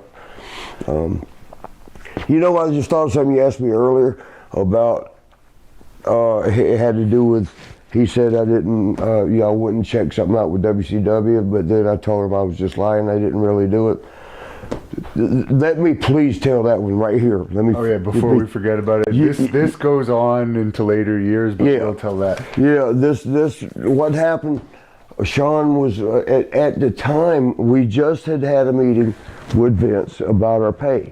We was like, it was due to a Wheaties box or something. cereal thing. Your pay was half what everybody else's. Yeah. And we had just had a meeting with Vince, me and Sean, and asked, how can we get our pay rate higher? Don't give it to us free. We'll work harder, but what can we do? And Vince stuck his hand out. You just did it. I appreciate that. Because we said, I did. Sean ain't say nothing. But I said, we'll work harder. We're not asking you to give us a higher pay rate. We just want to climb the ladder. And he said, you just did it. Sean was hurt at the time. He had just bought a motorcycle, and when I did what I told him, I was, man, no, because all the boys always remember there's a Halliburton phase, there's the snakeskin cowboys phase. All the boys do all the same. They go through phases. Everybody's doing the same thing. Well, this was the motorcycle phase. All the boys were getting motorcycles, and Lex had just wrecked. He had just bought one. Brock Lesnar even got into a wreck in later years. He fucked up his leg. Oh, see, and when Lex had done it, it was funny because he just got off the car lot with a brand new motorcycle, and then hit something out there and tore his leg up a little bit. And they told him, well, as soon as you drove your motorcycle off the lot, it's worth half what you just paid for it. It's just appreciated by. And that's true. I guess I have some cars and everything. But anyway, I was just telling Sean for the wrestling, for our careers. Now, don't mess with the motorcycles, man. Not right now. Sean went in and got one, and from what I remember him telling me, a railroad track. It was a little bit slick, wet out, and he put his leg down and it tore. He had to get all that surgery. In fact, if you ever see the Survivor Series where it was Hercules and Paul Roma. Yeah. I mean, Sean, we had to cover that he couldn't work. He gimped out there by them, beating him up with a chain so he could lay out on the outside. But that was from the motorcycle thing. But anyway, so where I was going to go with that, when he was hurt for that period of time, Shane Douglas, good brother, great brother, but he was filling in for Sean. Sean wasn't even on the road. And then we had that commercial, like we was talking about, the Wheaties or the cereal thing, Superstar cereal. Yeah. And we flew into Atlanta. They flew Sean in from Tampa, where we was living. But I was still on the road, so it was the last day on the road. We went in and do the commercial. You have to sign. It was our second commercial with more than 3 words, and by union SAG, you have to sign a SAG a card thing, sign up for it. And they got all this, everybody's paperwork there. And we're looking for ours. We weren't trying to see other people's money, but we're looking for our names. But Sean's like, well, look, the Road Warriors are getting 10,000. Well, earthquake and what would they call it? Natural disaster, earthquake and somebody typhoon, yeah, they're getting 10,000. And then the individual guys like Sid Vicious was there, a couple of they're getting 10,000. Well, here's mine and yours, Marty. We're getting 5 each. Road Warriors were getting 10. Everybody was getting 10, but we were the only ones getting 5. And we had just talked to Vince, like, how could we up it? There was a perfect opportunity. But so Sean went crazy about it. Fuck this shit, let's quit. Fuck this shit, fuck. And back then, I didn't, I was kind of goofy. I was like, he said nothing. I'll go call him now. You want to quit for real? Let's quit.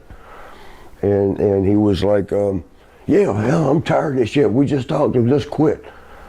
Payphone. We didn't have cell phones. Straight over to this is at the commercial place in the studio. Right to a payphone. Called. Got Pat Patterson. I remember saying to Pat, "Hey Pat, I need to talk to Vince. Marty, Vince is busy right now. Can I help you?"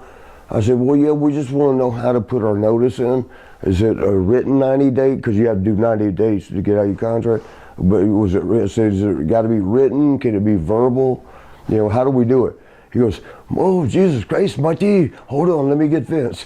He was like, and so then Vince got on the phone. Now, Sean is standing right here. I'm right here on the payphone. Here's Sean right here, hearing every word. So Vince is on.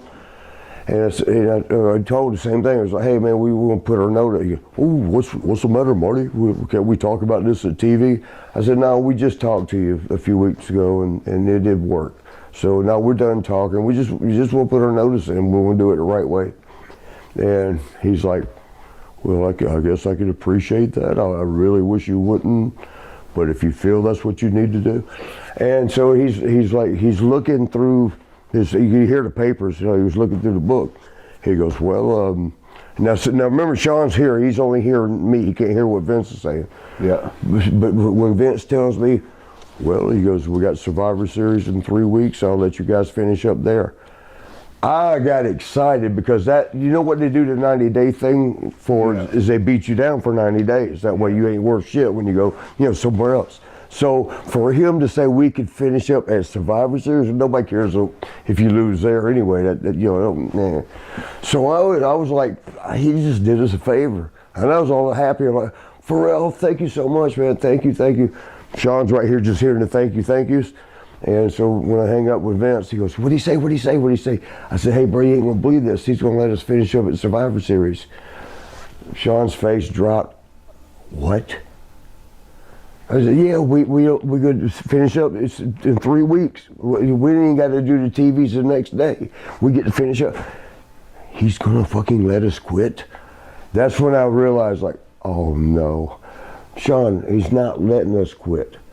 We're quitting right here. We quit, we told him, but he's gonna let us do it? I knew then it was gonna be a problem. I was like, oh no. And so, I tried to tell him the good about it. Look, we don't get beat down, man. Just a favor. Stop. And he always said that I lied about calling WCW or said I never did or something. No, I did.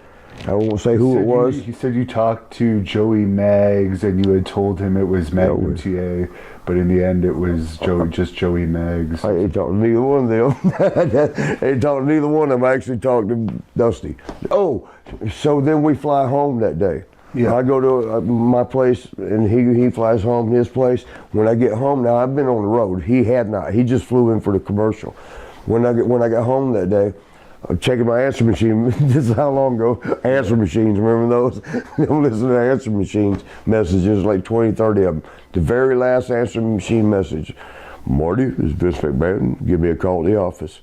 And it was around 4:35, and I'm thinking, okay, he ain't gonna be there, but I'll go see what y'all call him just in case he is. Cause it was around 5, And I call him, and he's like, well, he goes, I want you to know you're welcome to stay on, and you can wrestle singles, and we don't really want you to leave. And I said, no, Vince, I'm not going behind Sean's back. No, we made this deal, agreement together. No, I'm not going to do that. I'm not going to go behind his back. He goes, well, that's funny. Sean just called me. He said he had nothing to do with this, that he was surprised that you did that. Man, I don't even know if I said goodbye to Vince. I think I said, I'll call you back, and then hung up and then called Sean. I can still hear Sean. And I said, hey, bro, it's just tell me it ain't true. Tell me it ain't true what Vince just told me. You told him that was all my shit, you had nothing to do with it. He goes, Marty, on the flight back home, I had time to think about it.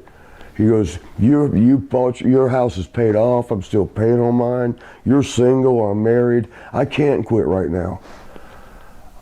That's fine, but don't throw me under the And that word actually got around to the boys and to the agents. I mean, because then the next thing was we'd come in at the next TV taping and sit down and talk again. That's where they came up with the split us off and figure out how to make Sean a superstar and whatever else. But the boys, because the agents, the Hebners, and Blackjack Lanza, a bunch of it, they wouldn't told Sean fucked up. Excuse my language. Sean stabbed him in the back. And some of the boys, I remember Wayne Bloom coming up. He goes, Marty, I'll beat his ass for you. You want me to beat his ass? I'm like, no, we won't need to do any of that. But that's the real story, and if Sean knows it, he actually won't deny it. He came up to me at when he was doing his first book, and he was religion and stuff now, so he don't want to lie.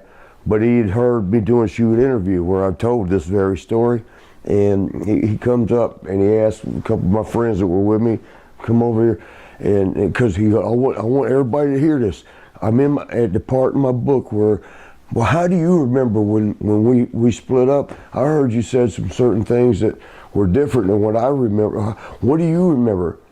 I said, what I remember is what happened. And then I told him, and it was funny because he was like, he sat there with a look on his face, he goes, and he stomped his foot like a little kid, stomps his foot, and goes, how do you remember everything? You did more drugs than me. And he goes stomping off. He goes storm. And all my friends that he called over, it was so good because he's like, I want witnesses. Yeah, we just heard you. And guess what? The whole point was he was in that part of his book. He still wouldn't told it the other way.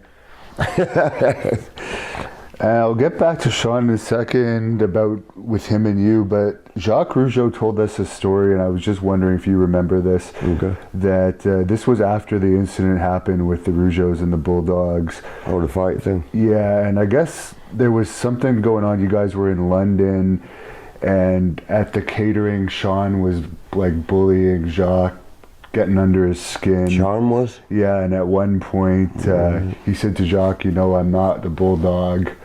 And I guess all the guys were getting on Jacques, and Jacques said he pulled them into a dressing room the next day, and they had a little talk over that. I don't know about that one. Okay. Because Sean, you know, nothing against Sean, I love him to death. Yeah. But he's not much of a tough guy. Yeah. So I can't see him, you know, doing that. I'm not saying it didn't happen. I wasn't around when that happened. And what happened with? We interviewed Carl Ouellet of the Quebecers, and it's been a while, but he was. That's my boy. Jacques actually told me to say hi to you. I love Jacques to death, man. But there was some type of ribs going on during the Quebecers time that he got a little annoyed at or something. Do you recall that at all? Ribs that you were playing when you were around the time you were teaming with 1-2-3 Kid against the Quebecers. There was, yeah. I mean, we used to cut up with him, not too much because it was Jacques. Oh yeah, that's it. Yeah, how you said his name. That pissed him off. Yeah, he couldn't stand it. How exactly would you say? Yeah. I would always say, hey, Jacques. He goes, oh, stop saying my name that way. I can't stand that. So, all right, Jacques. And well, we're skipping around, so we may as well continue skipping around to your match at Royal Rumble '93 with Sean. That was well regarded as a great match by everyone. Although, according to I think Bruce Pritchard's podcast, he said Vince didn't like it, but I guess. Well, here's what happened. Yeah. We went around for 3 days ahead of the Rumble, getting the match down, which I guess they still do it that way. I don't know. I'm not there now. But we really, when they first started doing that, wasn't comfortable with it because it's like, okay, these people in Denver sold out, 15,000 people just saw us do that match. Salt Lake City, 15,000 people just saw us do that match, but they wanted you to give you a couple, 2-3 days to get it down pat. So because the pay-per-view was a bigger deal, because it's the whole world, is going to see it. And so they didn't want you to worry what Kansas City or Denver saw or Salt Lake saw or wherever. They didn't care what they saw. They wanted the world to see the perfected product. And we went and got the match down so good. We're 3 days ahead, and the third day, the last one before Sacramento, which is where the Rumble was that year, in Denver, Colorado, which was always Sean and I's town, man, we had our match down so good. We did a jump start, and so it's bang, bang, bang right at the get-go, and we never slowed down. We went for 20 minutes, and we never, you always hear about Denver, the thin air. Yeah. We'd never felt it. We were like, that's just a myth. That ain't true. We felt it that day because we started with a sprint and we never slowed down. 20 minutes. People were on their feet for 20 minutes. when the match was over, the people cheered both of us leaving. You know, he was a heel and all, but they cheered him because they appreciated what we just did. And I remember going through the curtain, and the best accolades you can get in this business is for the boys. To be there at the curtain, standing ovation from the boys when you come through the curtains, to me, that's the highest honor there is. And when I come through, the boys all back there clapping, hugging, like, gosh, that was great, that was great. And I'm talking about we spent. I remember walking on past, and there was a table. I was embarrassed. I didn't want nobody to be like, I don't know if I can breathe. I roll up under the table and just lay there and catch your breath and stuff. And then I heard when Sean come through the curtain, everybody's, same thing, giving hugs. And Blackjack Lanza, who was the agent, called Vince, because he always had to call in to tell Vince, what the matches were like and what happened and how they went and everything every night. All the agents do that. They would call in. So I'm laying there, and I hear Blackjack Lanza telling Vince, he goes, I've been wrestling all these years. He goes, I'm telling you, you're going to have to put this match on main event. It's the best match we're ever going to see. I have never seen anything like it. We did. I mean, we hit it. We had it down. Next day's a Rumble. We're going to tear it up. But I remember hearing this. I heard that, and it made me smile. Like, oh, okay, we did. It makes you feel good to be blown up. Like, okay, it's worth it. But then I'm hearing this, and I turn my head, and Sean's on the other side. We were both out of gas, man. We gave it all we had. But to this day, it's the best match I've ever had. I don't know. I can't speak for him, but it's the best match I ever had. Next day, the Royal Rumble. Now they come up and, okay, we need Sherry. They interject Sherry. Changed the whole rhythm of the match. It changed up everything. The flow, everything was different. Because they had her, like, she'll come in right here. She's going to slap you, and then she's going to turn to you, and she's going to do this, she's going to do that. Why didn't y'all do that for the last 3 damn days? Why did we go and get this match down? This completely changed everything. Yeah. The rhythm was completely different for the match. And so, and actually Sean he kept forgetting things. And I would tell him, because I'm thinking we're ad-libbing too, because, well, we didn't have to do this before with Sherry, but here's what, come here, you got a super kick, whatever it was. And, but Vince, because he just heard like, oh God, this match, unreal, you're not gonna, then he didn't see the same thing. He was like, that's the greatest match ever. So that was his disappointment. And it was the first time ever. When we came back from the match, we were so used to him always, complimenting us and hey, great match, guy. Yeah, great match, guy. You're great. I knew you would come through. We were used to that always. This is the first time ever. Guys, come here, I need to talk to you.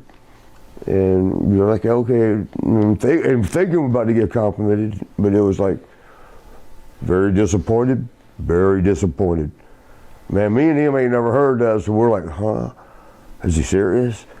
And I remember saying, like, are you serious? He goes, I've been hearing, like, I expected y'all to steal the show. This was far from it. And it was, because it was first match too, it was opening match, that thing. But it was supposed to steal the show. First match was going to be which is something else I've since learned. The first match it's got to be good because it kicks off the whole thing. And so it's not, for the guys out there, it's not an insult to be the first match of a big pay-per-view type thing. You're the ones that got to get it going. And the crowd's the hottest usually, too, so it's easier. Yeah. So what was the accusations? Apparently he accused you of being drunk. Sean. Well, he told Vince. So now in front of me, when I'm right there, I was a little kind of hurt to hear Vince say that. He was disappointed. I was like, oh man. And Sean, I know he was feeling that same thing. We'd never heard that from him. But I didn't know what to do. I didn't know what to say. I didn't even think to well, you stuck Sherry in there. You changed the whole matchup.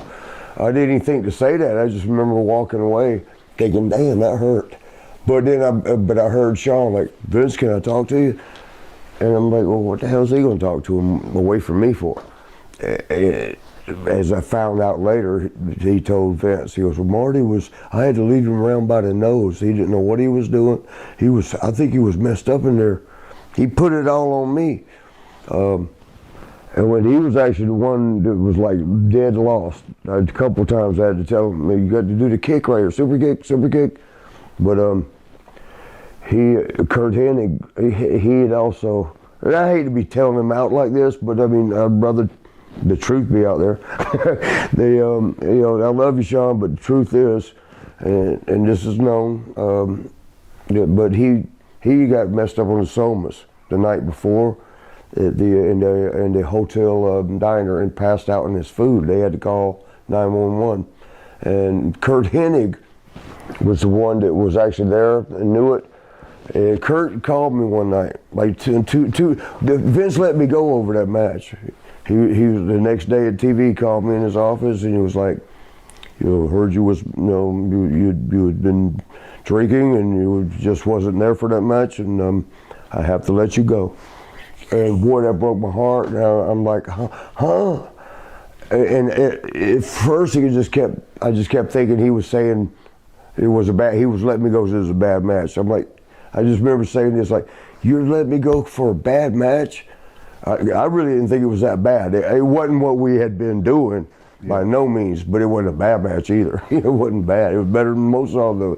But I just remember thinking, like, with Vince, so I remember saying, you're letting me go for a bad match. If you're firing me for a bad match, you need to go out there and fire everybody out there for bad matches, if that's what you're doing. And he just kept repeating, the decision's been made. There's nothing you can say. There's nothing you can do. The decision's been made. Which I didn't understand that. It's like, you're the boss. Who's telling you what you have to do? Hey, if you made a mistake, you made a mistake. But you made a mistake. But so a couple months later, that's how the IC title, that breaks up. Nope, everything's going. Okay. But that's how the IC title, Continental Championship came about. Like 2 months later, Kurt Hennig called me. And he said, Marty, I got your job back. And, I was depressed as hell. Kurt and I always ribbed each other. I was like, Kurt, that's not funny, bro. It's not funny. And he was like, no, I got your job back. And I'm like, what the hell are you talking about, Kurt? He goes, I'm sitting here in the limo with Vince. They were driving from, I guess, a TV taping to another one. And Kurt and Vince got along real well. So Vince, however it came up, but Kurt told him that's not the story at all. Sean passed out his food. Sean was the one that was messed up. And it really pissed Vince off, I guess. And I guess, I hate to say this is the way I won the IC title, as punishment to Sean. Vince had me come back and beat him. And it worked. Sean got so upset. That's what got me the most. It's like, wow, he really got upset about this. But at one point you were roommates with the Nasty Boys, and you also worked with them in WWE, but there was some incident with you and them in Graceland. Well, the incident was like this. This was Jerry Lawler's fault. Our Jarrett's, remember, because that was their territory, the Jarrett's. Yeah. And I love Jerry Jarrett and Jeff. I got Jeff. I'm gonna have to put a foot in your ass next time I see you. You know why? Is he as bad a partier as they say, Jeff? What they say? I'll tell you if it's true or not. Well, I wrestled in Puerto Rico, and he had been through shortly before me, and they said he was very hardcore. I guess, to say the least, he was going at it till the sun came out for sure. Oh, partaking in some things other than alcohol. When he was a little whippersnapper back in Billy Travis days. Rest in peace, Billy. Yes. Sorry about that. He partied, but not hard. I've actually heard that too. Now he's gone all out.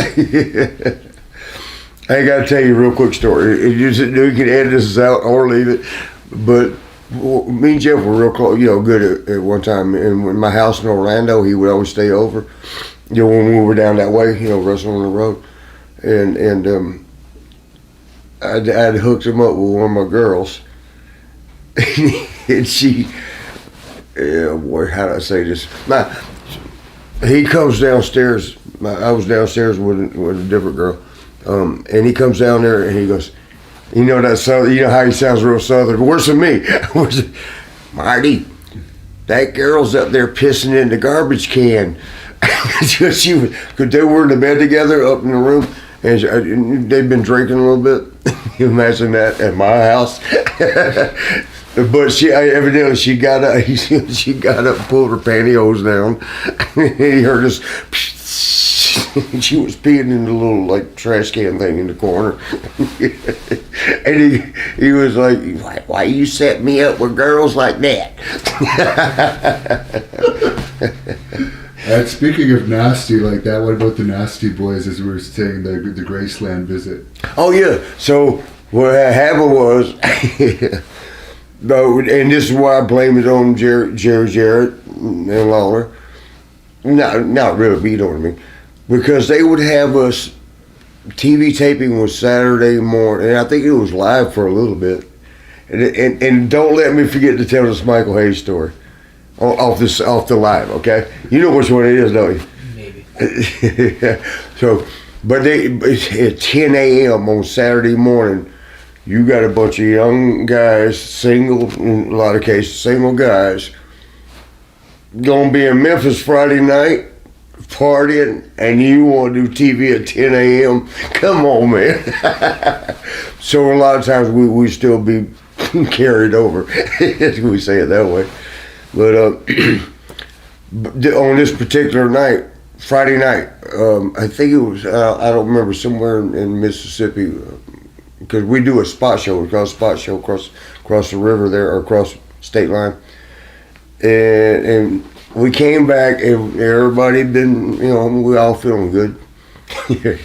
And Shawn Michaels is a big Elvis fan. That's that's known.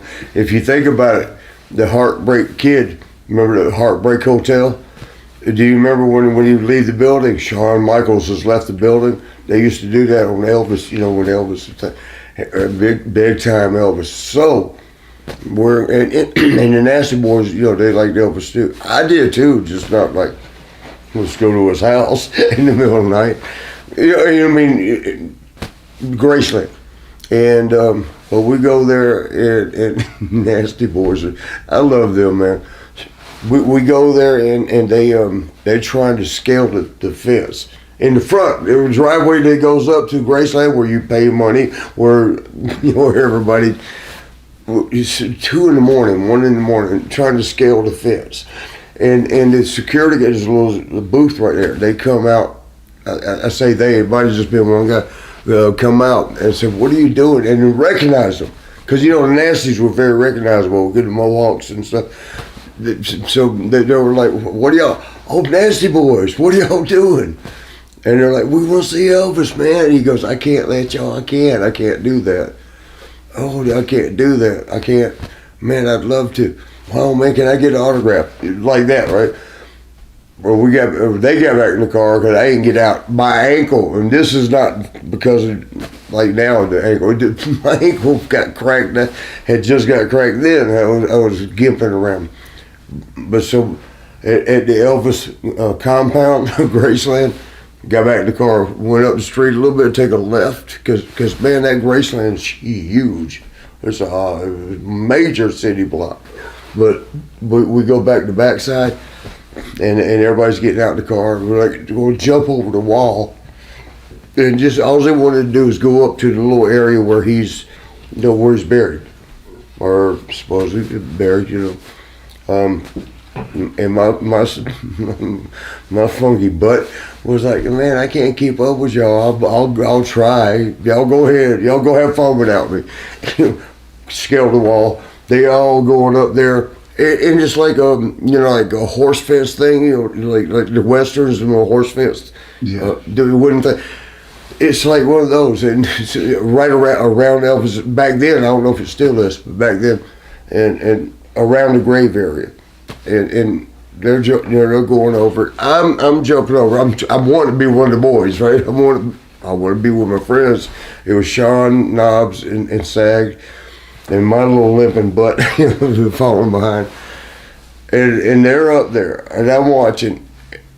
And man, I hate to tell the truth on this, but Knobs Can I go ahead and do it? Knobs. I see knobs like peeing. I'm like, what are you doing? And he was like, well, I'm giving him some beer. It's just recycled. He was like, he would love it. I'm like, oh my God. and then SAG, because then I think that either down there at the security gate, they hear us was 100 feet up or whatever it was, or somebody from the house, because the little grave is out in front of the house, or somebody heard, but it was a noise that scared us, so it scared us all. Sag was the funniest. He goes running that little fence thing I'm telling you about, like where you tie your horse up in the westerns. You know, the horse. He goes to jump over and knocks everything down. He just breaks everything down. It was the most noise. Then the lights go on in the building. The security guy down there's the light. He flips his light on. I'm like, damn. And I'm running. And Sag's running like this. He's low to the ground. He goes, I was in the military. Stay low. But yeah, that was our Graceland experience. And at what point were you traveling with the Iron Sheik? Several times. Do you know that's like my favorite brother? Or one of them. I mean, but he's up there. But when we was, you know what he used to tell me a lot. He would say, Marty, you are not Kentucky thoroughbreds. These guys jackasses. And then he'd go ahead and do something. You know, I love you, Sheik. The hardest thing to travel with Sheik, every restaurant we went to, he would take in 8x10 pictures. and we knew he was going to do it. We were like, bro, don't do this. Don't. Oh, no, Marty, for you, I not take pictures. Okay, please. Okay, Marty, you know I love you. I not take pictures. You know, the 8x10 promo pitch. And we walk into place. And we're all looking, like, see if he's bringing them in. Because he always did this. And it always worked. We were always shocked, but we were still embarrassed. but he's walking in. On this, the one I'm thinking of, he just promised me, no, Marty, I would not do that. And for you, Marty, I not take pictures. We walk in and we get it, and we're waiting to get seated. The guy comes up, how many? He goes, Iron Sheik world champion. And he's holding up his 8x10. Fuck. And he's like, best world champion, Hulk Hogan, that jabroni. Best world champion, me and Steve Austin. Best world champions. I autograph for you. You let my friends eat for free. Oh man. And it worked. The manager would always like, yeah, oh yeah. Damn. What was the short arm clothesline story someone mentioned to ask? What had happened was, it was Des Moines, Iowa. I used to party a lot, and I had a lot of girls. I've stayed single. How many girls have you been with? More than I'm allowed to tell. Because there's no way I win when I tell that. Some guys will say, shit. The other guys will say, liar. And the other guys will go, fucking pig. Excuse my language. Pig. There's no way to win. Is Flair lying about 10,000? I promise. The reason I know is because I was up there with a lot of numbers. It does become work. I mean, for him, he was talking 10,000. Okay, that's 2 or 3 a day when you're on the road. That means you ain't doing nothing but fuck. Excuse my language. You ain't doing nothing but fucking. Stop, man. Him and that Will Chamberlain or somebody else. Was it Will Chamberlain? Yeah. That lied. I don't know. I wasn't there marking it off the list. But I know what I did. I know I stayed busy. I guarantee you your damn ain't even close to 10,000. No, I'll go ahead and give you 1,500. Well, that's very impressive. So the short arm clothesline. So I have to ask you that. so what happened was, but so Des Moines and I were going there, and the way we used to work it, or I did, or us, so you always got your girls. They're your regulars. Remember we talked about earlier. We don't like to call. I don't like to call them rats. Don't groupies. Even though groupies is better than rats, but you don't want to call them. Why put them down? Jake the Snake said we call our fans marks. We're the ones working our ass off to make them enjoy themselves. Then we call them marks. Yeah, so why do you want to put your girls down? But so anyway, this particular night, you always got your regulars, and a true player knows how to play. You put your girls, you keep them separated. You get in the club, you keep them far apart as you can, and you make your rounds. You keep going back and check. Okay, I'll be right back. I'll get a drink over here. I'll be right back. And this particular night, and those girls wisen up.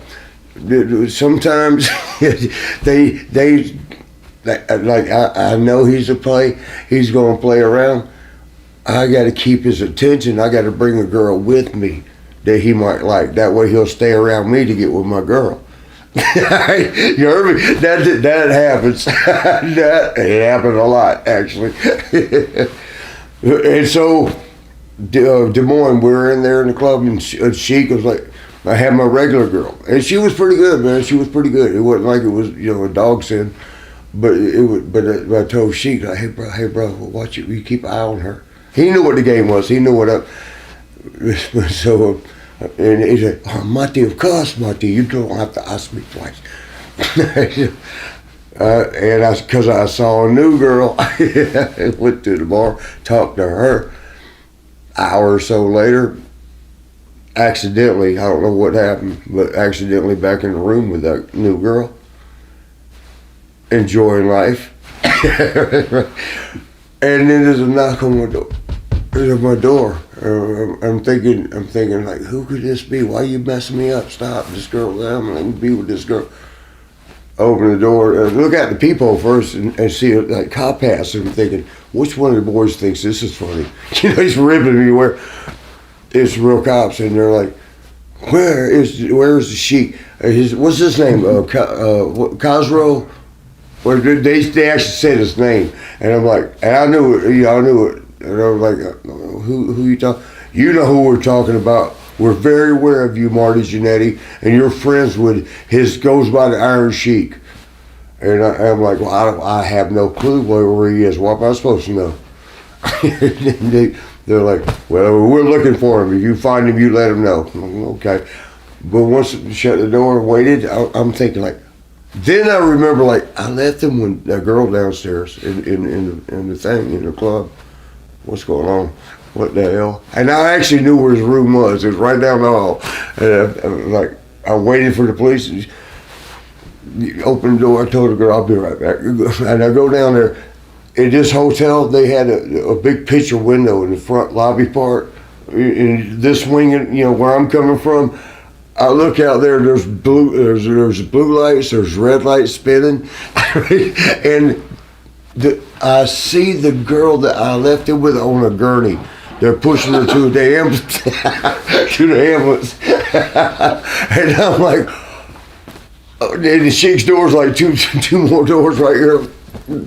Sheik, and he cracks it like this. He goes, "Oh, Marty, what's going on?" I'm like, bro, what the hell was going on? You got let me in, I gotta talk to you. Okay, Marty, please come in, calm down. It's not about me calming down. What's going on, man? That girl I left you with is on a gurney. Oh, Marty, sit down, have a seat right here. Let me explain. Okay. He goes, Marty, you know how you asked me for look out for a girl? I look out for a girl for you, Marty. I take a girl, and she was tired, Marty, so I give her a little, Marty, pick her up. I give her a little cocaine, and then she get too high, Marty, so, I give her pills, bring her down. Then I give her drinks.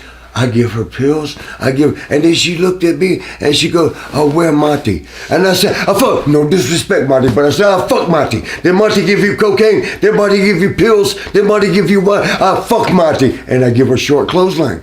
I was like, what? Short clothesline? You know, Marty, look right here. And I'm like, she's on a gurney out there. Marty, she moves. She not know how to work. That's cheeky. So I guess there was no follow-up with the cops. He got out of there. I don't know if he got sued. I know there was a lawsuit involved. Okay.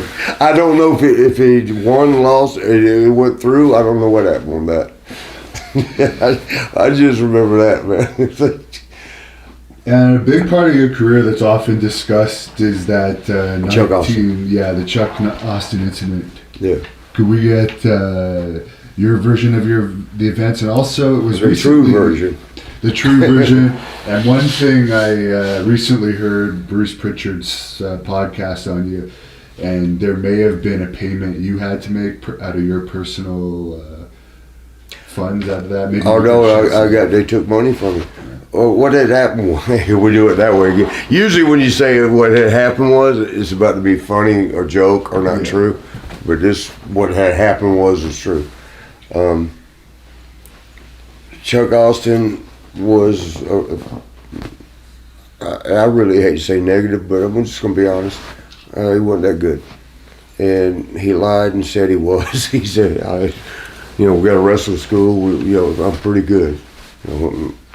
And all my boys, all us wrestlers, you go over the matches, and if you got a signature move that's something only you do. Before Billy Gunn made the damn rocker dropper to Fame Asser, that was my move. It was something Sean and I, we would always go out to the ring early and sit there and think over moves, like what if we did this, throw them in that way, double do this, we'd always do that. And on that particular one time I came up with the leg over, I'm gonna do that. And it was actually WWF that called it a rocker dropper. We never named it. But with Chuck Austin, it was Tampa Sundome. And here's the thing. You don't want to do any moves that's not going to be done right, because it makes you all look bad. And you're trying to please this crowd and yourselves. You want to do good. And it was a TV taping. What's that? Yeah. It was TV taping at the Sundome, and you definitely want to get a TV one. And he had, when we was going over it in the dressing room, I remember telling him, "All right, I'll get your arm, I'll do this, put my leg over it." He was like, "Oh no, I know what you're talking about, the rocker dropper." And I was like, "Oh," it's kind of almost complimentary, like, "Oh, okay, cool, you know what I'm talking about." And he goes, "Oh yeah." I said, "But do you know how to do it?" He goes, "Oh, I do it all the time. We do it at the wrestling school." I was like, "Oh, you got a wrestling school?" He goes, "Oh yeah. We do, and we do 2 or 3 shows a week. But yeah, I'm good. Everything's good." Yeah, straight up lie. And but when we actually went out to the ring, got ready to do it was a setup to a finish. Again, my wrestling boys know what I mean, and girls know what I mean. But that was the setup. The rocker dropper, bam, and then tag Sean, and he was coming off top with a fist, and that's the finish. I hate telling. It's like I'm exposing the business. But anyway, yeah. I got it. Don't worry. I'm good. Lion Ninja didn't know what the hell he was doing. I kind of know what happened. As we in the ring, we get a feel for what's going on with the crowd. We did a move. We did something. He shot me in the corner and come charging in. Brought the boot up. That's the boot. Brought the boot up. Boom. And it turns, I jump off and give him like a bulldog thing from behind, off the second rope. And it got a great reaction. 17,000 people, sold out Tampa Sundome. And a new guy is going to get real excited, like, wow, oh my God, listen to everybody. Going to do the next couple moves really best he can, and that's what happened. He over tried on the rocker dropper thing. All he had to do is pancake. Head goes over, raise, flat, bam. He tried to do it like a DDT because the bulldog thing, you just did it. He was still in the ecstasy world. Like, oh man, I want to make that crowd do that again. It was not, and we raised up, turned, and right on top of his head, and his head squirted out from underneath his body, which we saw on the video. Snapped his neck. I got sued for that. If you do an arm drag and a guy's arm comes off in your hands, should you really get sued? I mean, that might be a goofy, example, but he did the move completely wrong, and so that I can't get in any trouble for what I'm about to say. In my opinion, and it's pretty much true, the American justice system ain't about right or wrong. It's about who's got the money and how can we get it. And that's all that was. That's all that whole thing was. He completely screwed up. It was obvious. Everybody knew. But WWE, he wasn't even trying to get me or Sean. Oh, Joey Morello, rest in peace, Joey. He wasn't trying to get none of us. What he was doing, and a lawyer got to him. I got so many lawyer friends, I hate to call them little damn wood ticks, but they told him that's a multi-million, now it's $1 billion corporation, multi-million-dollar corporation. Let's get them. We'll get them, man. They did get them and me. They sued. I think the jury really wasn't after. I know they weren't. They weren't after me. They tried to wipe me and Chuck Austin off because here's how it worked. It was like percentage of negligence, which is why the fact that he signed a waiver that said in case of an injury, I hold nobody accountable but myself. I accept all responsibility for what's about to happen. Sign one of those, but yet it's still in court. And when I question our Sean, when I question our lawyers, they're like, well, why is this in court when he signed a waiver? Our lawyers hit us with, we're not sure of that either. That's when I looked at Sean and said, we fucked. And I said, I apologize for my language just then, but we're fucked. They gonna represent us on this case and they don't know? Number one, it's a lie, because lawyers will find the bullshit answer. Everybody was in on the piece of the pie. WWE is a multi-million-dollar company. You take that pie, slice it up all these ways, we all gonna get a piece. And that's all that was, in my opinion. And I'm pretty sure I'm right. But anyway, you know what? When Chuck won the case,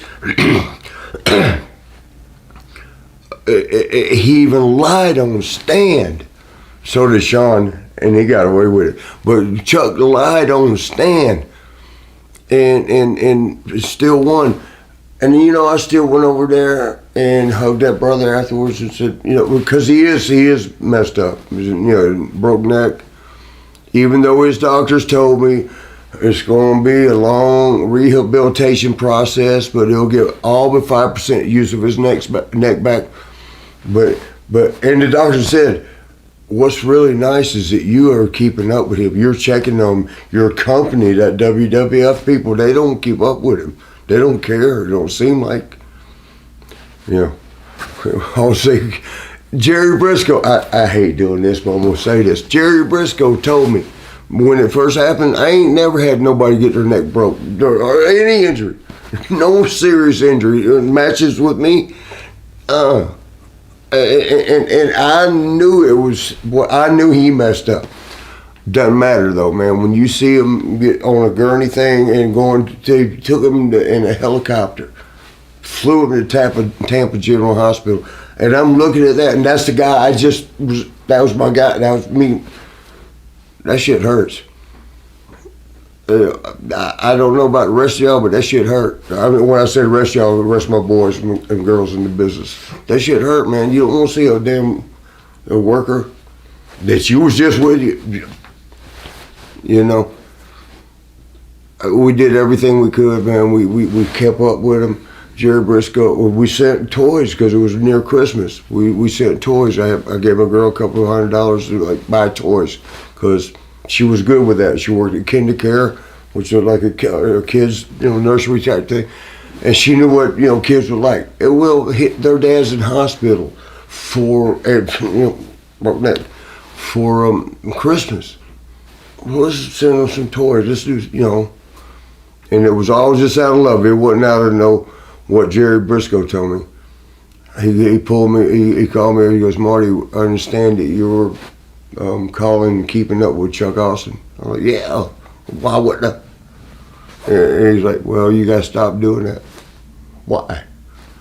Well, because did you send them presents? Like the kids, yeah. Why? He goes, it's making you look guilty. Guilty of what?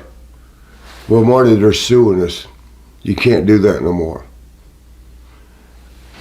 You know what? And I'm probably going to get a backlash out of this that I probably regret. I don't give a shit no more. All they had to do, when I say they, WWF had to do, Chuck Austin, $200-something, because he knew, he told me, he had people tell me, I'm so sorry I messed up. I was thinking of the DDT. I messed it up. I'm thinking, like, don't worry about that, bro. Don't worry about it. You're hurt. Don't worry about it. Apologize and stop.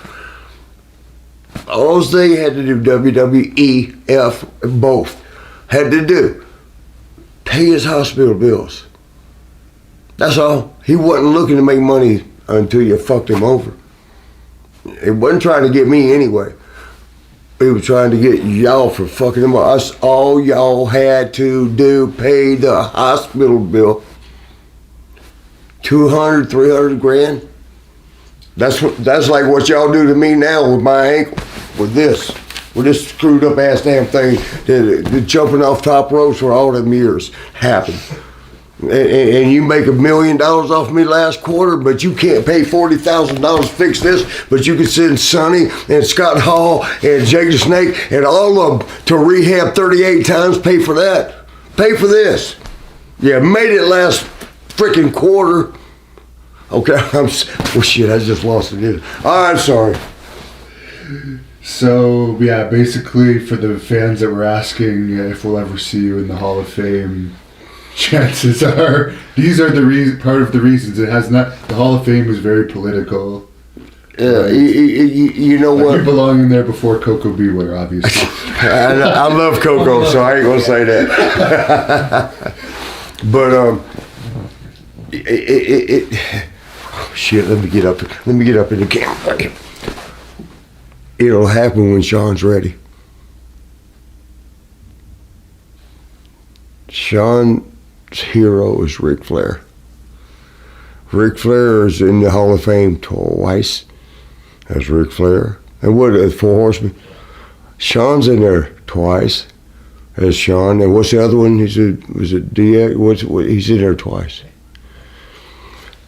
The way that he could beat Ric Flair, his hero, is to go in 3 times. If the Rockers go in 3 times, yeah, heard me. Yep.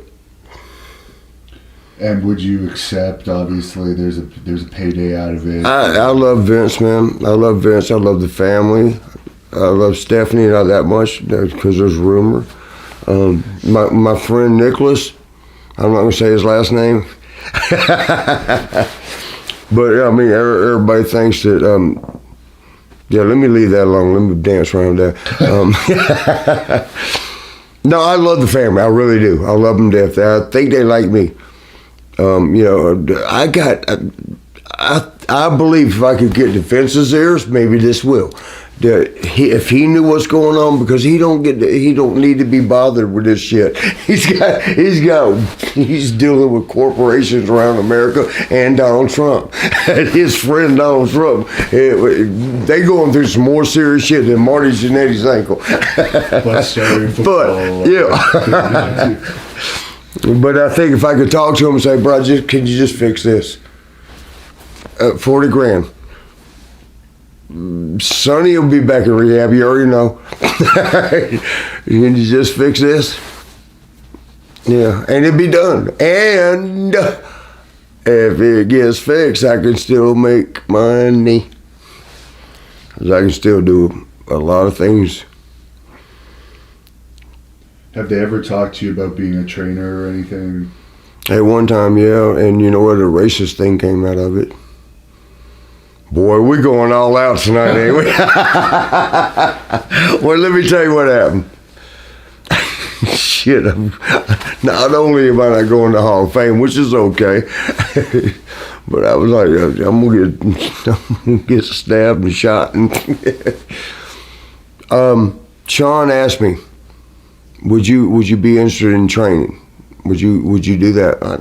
Yeah, because I love that. I've done schools, wrestling schools, and I love when I do seminars, with the kids. I love that. I love to see the kids look on their face when that aha moment, like, oh, okay, I get it now. That's why you do the backflip right here and not right there. Okay. That kind of thing.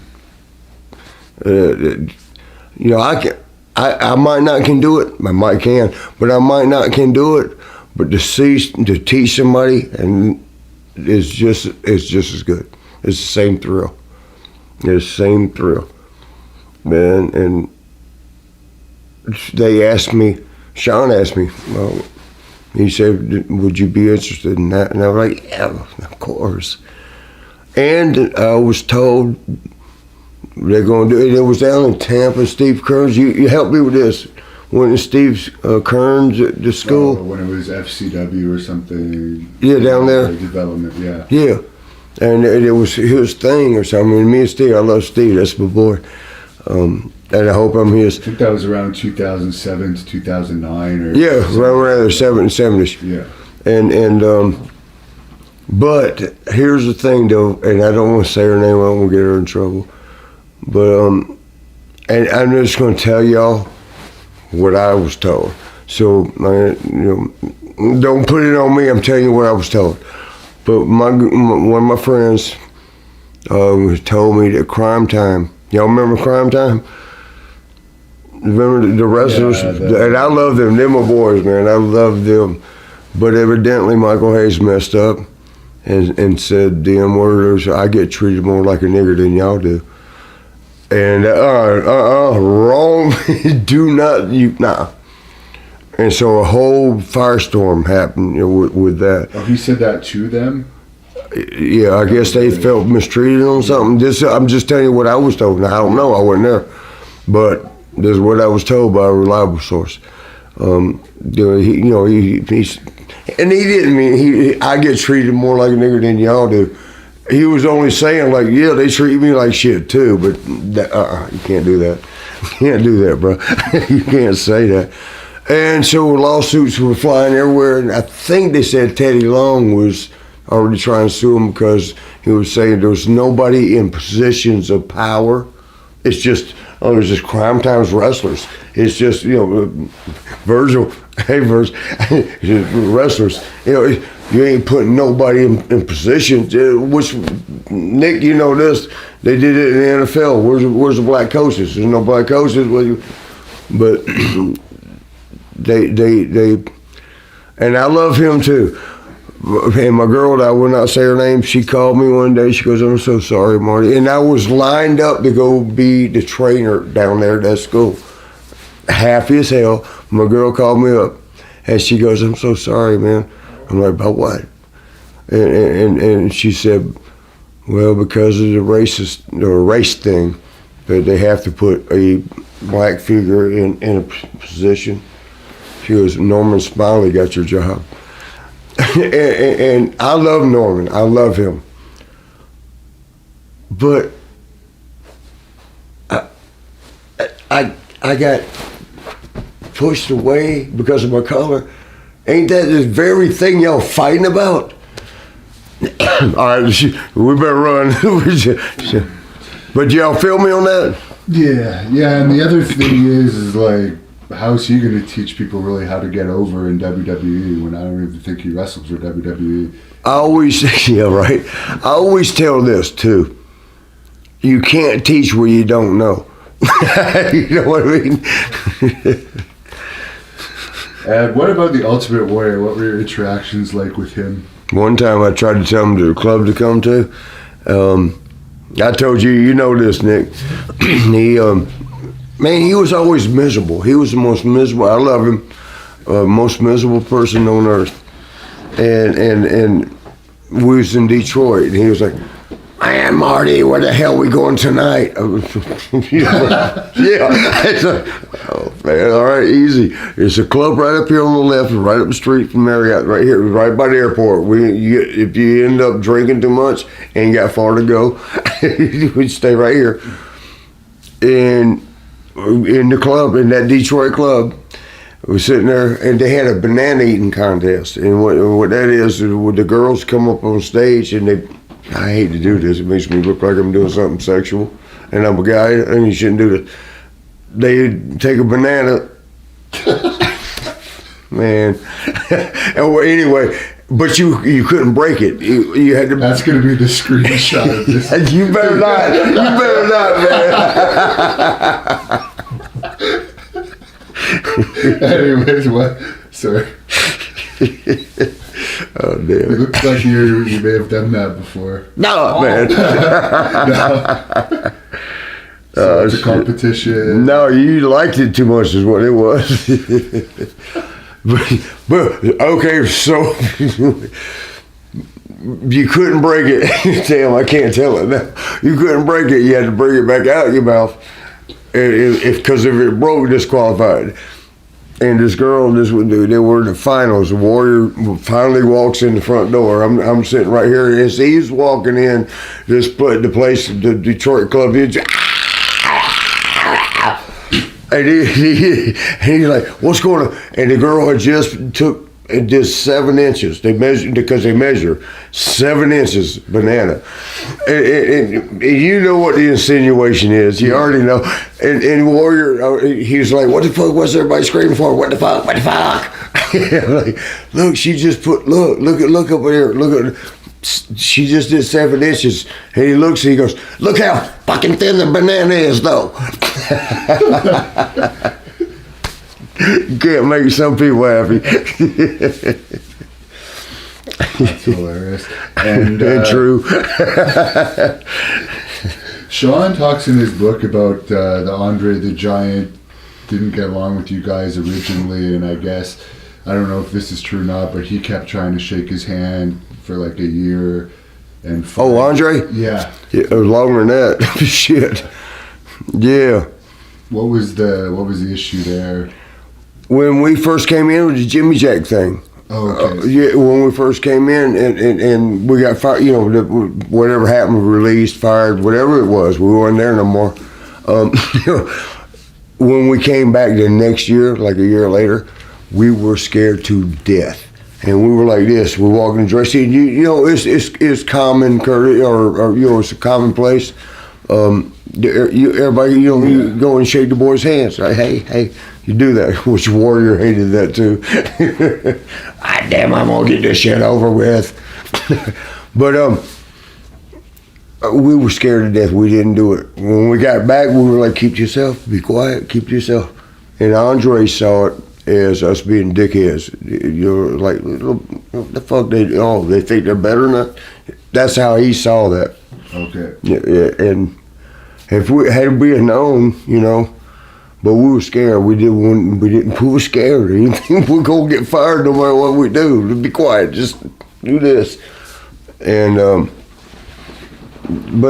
as it went along, I didn't know that was the reason at first with Andre.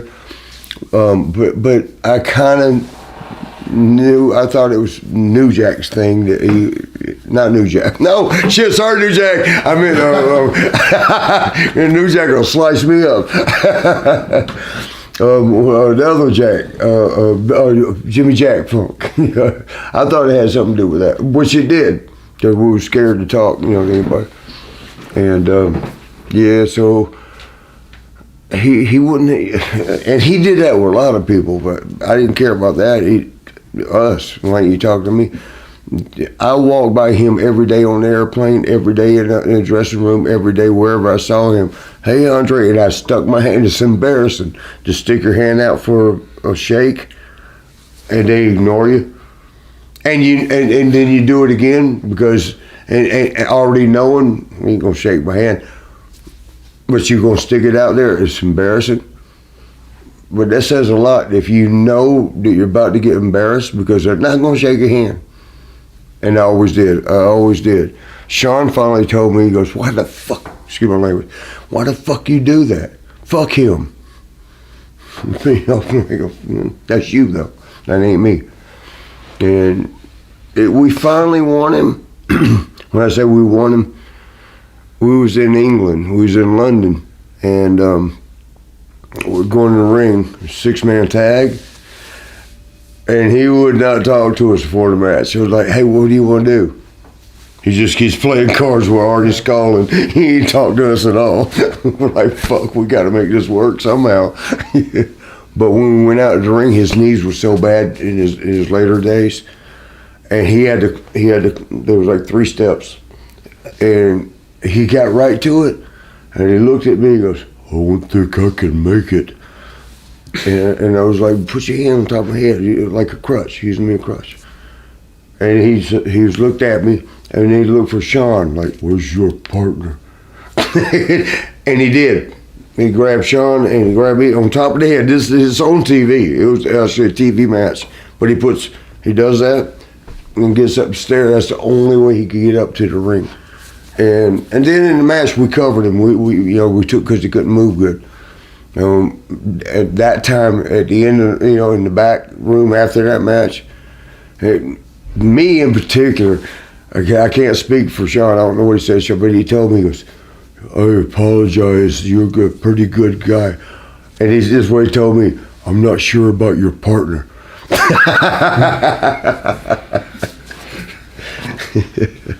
And what about Randy Savage? Do you have any stories about him? My brother, man. Yes, I got one. I got 2. I might have 3. My favorite one was when Sean and I accidentally got in a real fight.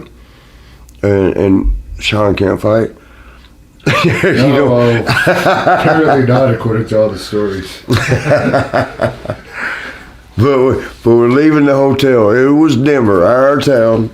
And hey, Sean, I love you, but stop telling this story wrong, which you finally did stop doing it because I'm telling the truth. But we went. I got arrested, but because they didn't know me and Sean were wrestlers, and they didn't know. They just knew the guys in the hallway got in a fight at this hotel. We come and got me. I'm going downstairs, and as I'm going out clinked up, Randy Savage is coming in. They didn't have no idea who I was, right? But Randy's coming in, Macho Man, oh my God, Randy Savage, oh my God. They're going crazy about Randy. And he's like, yeah, what's going on though with this? What's happening here? And they're like, well, big fight. He goes, oh no, brothers, that's what we did. And he didn't know yet. I had blood. It looked like on top of a deer, like gutting a deer. I had blood on my thighs right here. From what I mean, from on top, right here, covered, and they're pointing. He's like, "Oh, that's his partner. No, we work storylines. No, next time we're here, they're gonna." And they were pointing. That's what they were pointing, and they were like, all that blood. He goes, blood capsules, brothers, haven't you heard? And they were just so they were so in love with him. And then they said, they asked for autographs, right? He goes, if you let my friend go, I'll sign your autographs. And that's what happened. They let me go to Randy. They let me go to rent, and they said if we have to come back, we got to take him to jail. And he goes, no, don't worry, I got him. Don't worry about that. And so it was over. You know, he signed a few. Now me and him were walking the elevators because he goes, brother, what the hell is going on?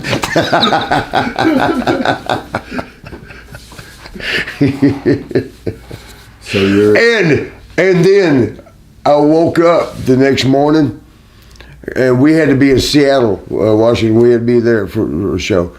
I woke up and I look over because I used to party a lot, and I'm single, still single.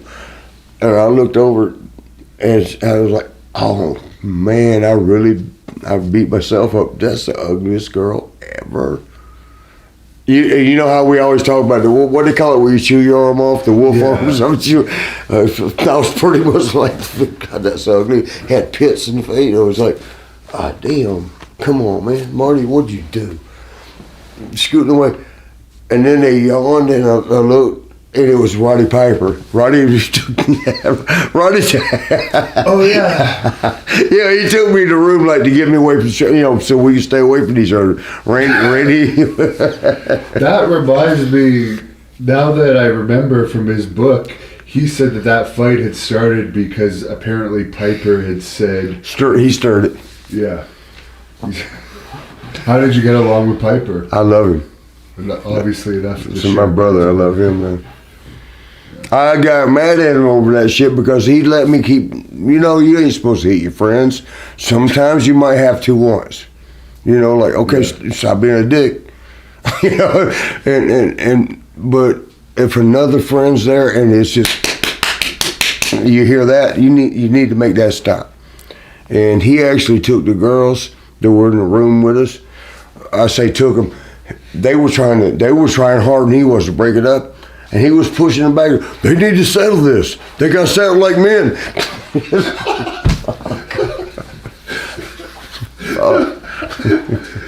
Meanwhile, you almost got arrested. And your team was Sean Waltman when you finally became tag team champions. What are your memories of that? He was one time. Can I tell it? We told it today. Yeah. We good. Me and him, I love him. I love all my boys. I'm a little upset with Paul Lee, dangerously, wherever the fuck he calls himself now. But other than him, I love all my boys, man. I love and my girls. I love them all. I love everybody. And I hope they love me too. And I hope I ain't disappointing y'all right now. But with Sean, 1, 2, 3 kid. Man, we were good. We partied. I used to party a lot back in the day. Me and him went out one night somewhere in Nebraska, some cornfield somewhere, and came back with a couple girls. And my girl was okay. I mean, I thought she was pretty. He had a beautiful girl. So this is horrible. There's no good way to say it. I kept sneaking peeks because we were rooming together, right? So I'm like, man, my girl's all right, but damn, look at that one. And I'm leaning back. I was just gonna do it. Y'all don't get mad at me. While I'm doing this, I'm looking over there, so I'm putting her face on my girl. We're going to jail. I'm going to hell right now. So here's what happened though. He gets up, he gets out of bed and goes to the bathroom. And I go to the bathroom, and I hear her. She goes, well, "Why they call you the 1, 2, 3 kid? It should be 2 pumps and a squirt." I said, oh my God, good looking girl like that. And there was another time. This is how my books are gonna have to go. I can't go chronological order. Let me just tell stories. When Sean got, when I don't want to be disrespectful because I love him, not like that, but I love him. He's my boy. We're gonna call that the theme of this shoot interview. I don't want to be disrespectful. Yeah.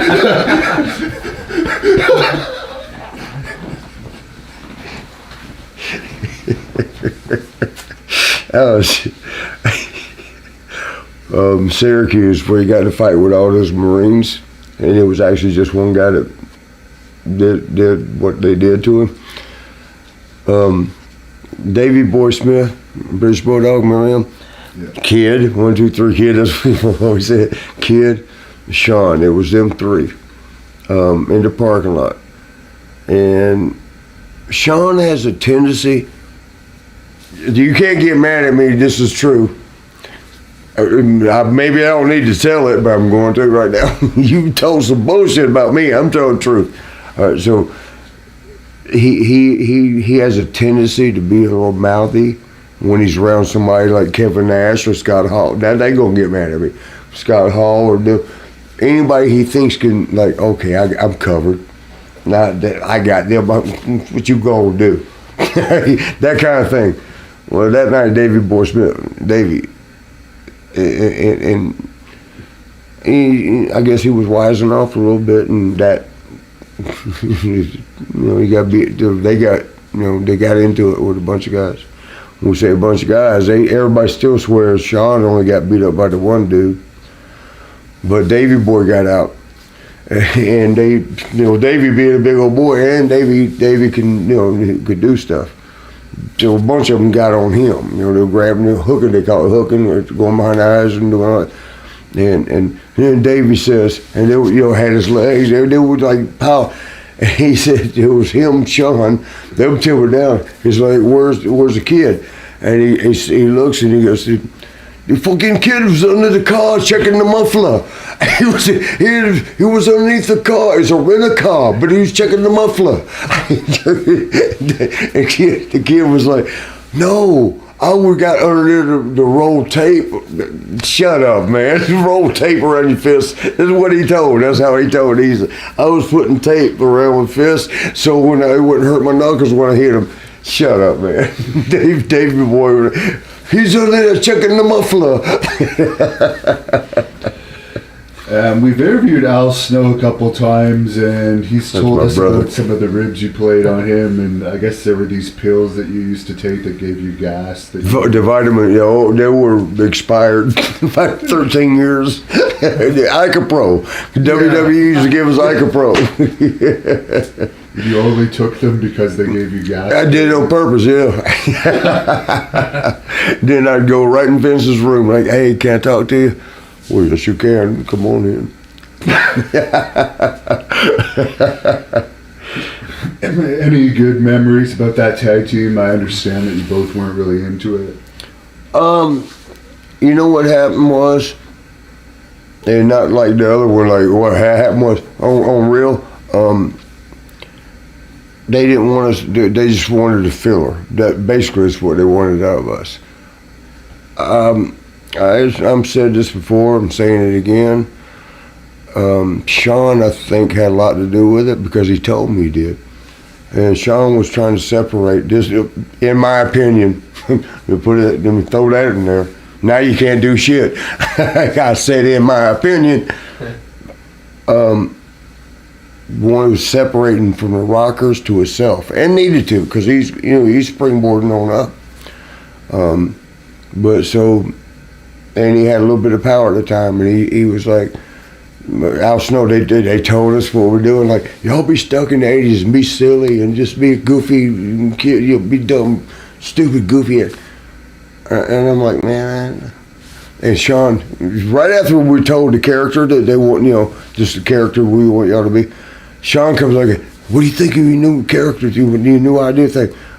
And I'm looking at him thinking he'd be like, "Look, it's off Rockers because it calls New Rockers." That was me and him. I was thinking they would mar our history. Let the Rockers be what the Rockers were. Don't fuck it up, with this shit. Just like Steve Perry did with Journey. Remember when they separated? It was the same kind of thing. And I was like, "Ah, man." Before I could say anything, he goes, "That was my idea. I thought y'all would have fun with it." That's when I realized, you fucker. He was just trying to bury. He wasn't trying to do anything more than bury me. It wasn't gonna hurt Al. Al was getting a break. Al, because Al, great guy, great worker, great. But it was giving him a break. If the rocker thing, he's in, because he'd come in as Avatar, but a couple of mask guys and a couple other things, and it just didn't work out. But here this thing is, and boom, he's in, and which I was happy because I love him to death. But Sean's shit, I still love you, bro. And could you sum up your experience in WCW? Yeah, it was minimal, but I don't even know how to spell it. Who brought you in? Was it Eric Bischoff? You know what happened? What had happened was Pat Tanaka called me and said, Kevin Sullivan, Marty, Kevin Sullivan wants you, to come in and do it. Well, and it was the end of the well, I say the end. I was so not wanting to do that new Rockers. Here's what we did, man. They told us we were going to be silly, and we were, and it was working. I couldn't stand it, but it was working. So let's go with it, because you remember Al Snow was like, he was doing the silliest, and I would play the part like, oh, you're embarrassed, oh shit. It was working. People were loving it. So then as we was getting over, they came and said, no, that's not what we want. Can y'all be a little more vicious? So we did that. We got a little more vicious, and it was working. They were like, damn, these guys are good. Don't want that. Somewhere in between. So we went somewhere in between. And Vince, it was actually Worcester, which is the worst place. Worcester, Mass. It shows up, and he watched the match, and it was in between. We were vicious, but we were cutting up. And he goes, that's not what we want. I'm sitting there thinking, what the fuck do you want? But he didn't say that. But when Vince left, Al says, Marty, they don't want us to get over. We're not supposed to get over. And that's when I was ready to quit. I was like, I'm done. And that led into WCW. Because Pat Tanaka said, Kevin Sullivan wants you here, man. You got to talk to him and negotiate with him and do all that with him. I'm like, okay. And that's when I went to Vince and said, Vince, I'm going to go ahead and finish up. And thanked him. Bruce Pritchard, I love Bruce. Bruce is the one that told me, be nice to tell Vince, thank you, for giving me the opportunity. And I did, off Bruce's, thing. I said, thank you so much, thank you. And he was good about it. But then Kevin Sullivan got fired. Fuck. I just can't fucking win, can I? Damn it. And so it took a year, and then finally went there, and then it was all the cliques. It was Eric Bischoff had his little crew. Hogan had his crew. Contract that whole time, or there at WCW? Yeah, it was, you just weren't used. Yeah. Okay. Yeah. But you were still being paid at least. Yeah, I was still getting a check. Okay. So yeah, you were off. Sorry for interrupting. I just wanted. But you know what? In those times, yeah, we didn't really care about the money. We wanted to do good. You know what I mean by that. We wanted. Fuck. Okay, thank you for the money, but I want to do good. Lanny apparently wanted to do something too, but they never used him. Lanny Poffo, he was under contract. Well, he wanted to suck his own dick one time, and what he did.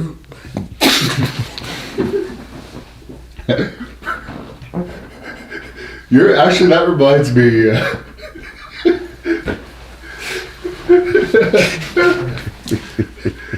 Sid Vicious told me a story that it is true. That Virgil actually got fired in Memphis for sucking his own dick. I know you're friends. Who did? Virgil. Like Sid told me that Virgil could also do that, and I know you're friends with Virgil, so I'm wondering if you ever saw that from Virgil. Or what I did see from Virgil, and I was tired of my Milwaukee girl at the time. Yeah. And so me and Virgil were rooming. I love Virgil. He's crazy, but I love him. And yeah, he's got a thing-a-ling, bro. Yeah. We wouldn't even shower near him because if he turns too fast, it'll liable to hit us. But my Milwaukee girl at the time, I told her like, hey, we'll stay together another month or two, but you got to go be in bed with him. This is horrible. Sorry, I'm going to. Y'all know I'm going to hell, right? But it took some. Virgil, and I've told this before. Virgil's thingling, it hangs down by his knee. This is the X-rated, the #1 triple X-rated show in Long Island. It hung down by his knee. But the weirdest thing, I don't know if all black guys are like this, because I don't try to get with black guys, but I don't know why. But when it got hard though, this is limp, his hang here. When it get hard, it would smaller up, it'd get thicker, but it would like, okay. And the reason I knew that is because when he got with the girl, my Milwaukee girl, I'm not trying to watch. I'm just like glad she's not in the bed with me. She's over there, and I'm laying back and I see Virgil over there, and he's I hate, how do you say this, guys? He's trying to get the feel. It's up here by his neck. And he's doing that. Oh, okay, I get it now. Yeah, I get it now. I already knew. Quite reaching. Yeah, I knew I would never be with that girl again. Do you have any funny stories about Lanny? He's an interesting character. Lanny? Yeah. I love Lanny, not like that, of course. I love him to death.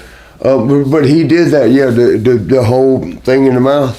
Yeah. We was in Houston, Texas, and I think I told you that. And somebody asked him, like, hey, I heard you could suck your own dick. Hey, I'm sorry, y'all, sorry. But it's...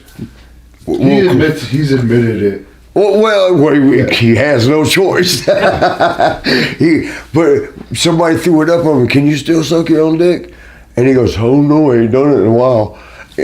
so we're in his dressing room, a bunch of us, and he goes, well, I'll give it a try. And he starts cracking his back, twisting, stretching. What the fuck? It's going to be a whole routine. And then he finally goes, and it was quick like that.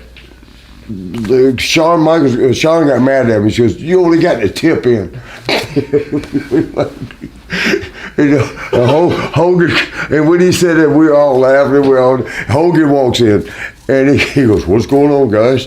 And we're like, Lanny just sucked his dick. And he goes, and I'm trying to help him get a push.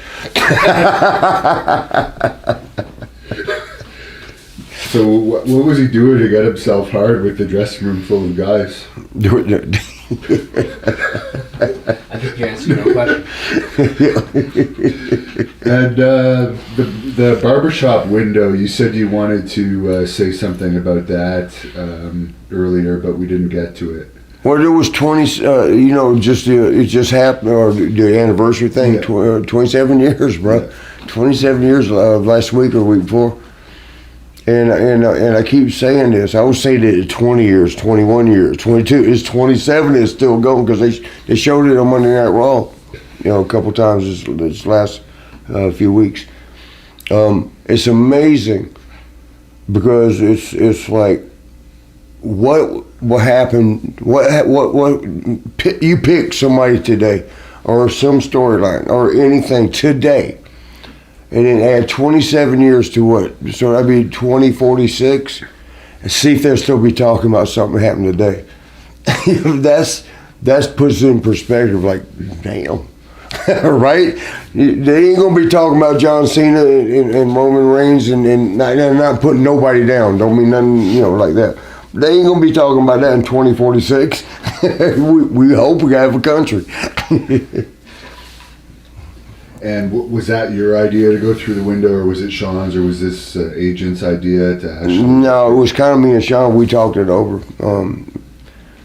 He actually, his was limited. I actually had more to add to it, and everybody said overkill. Oh, no, too much.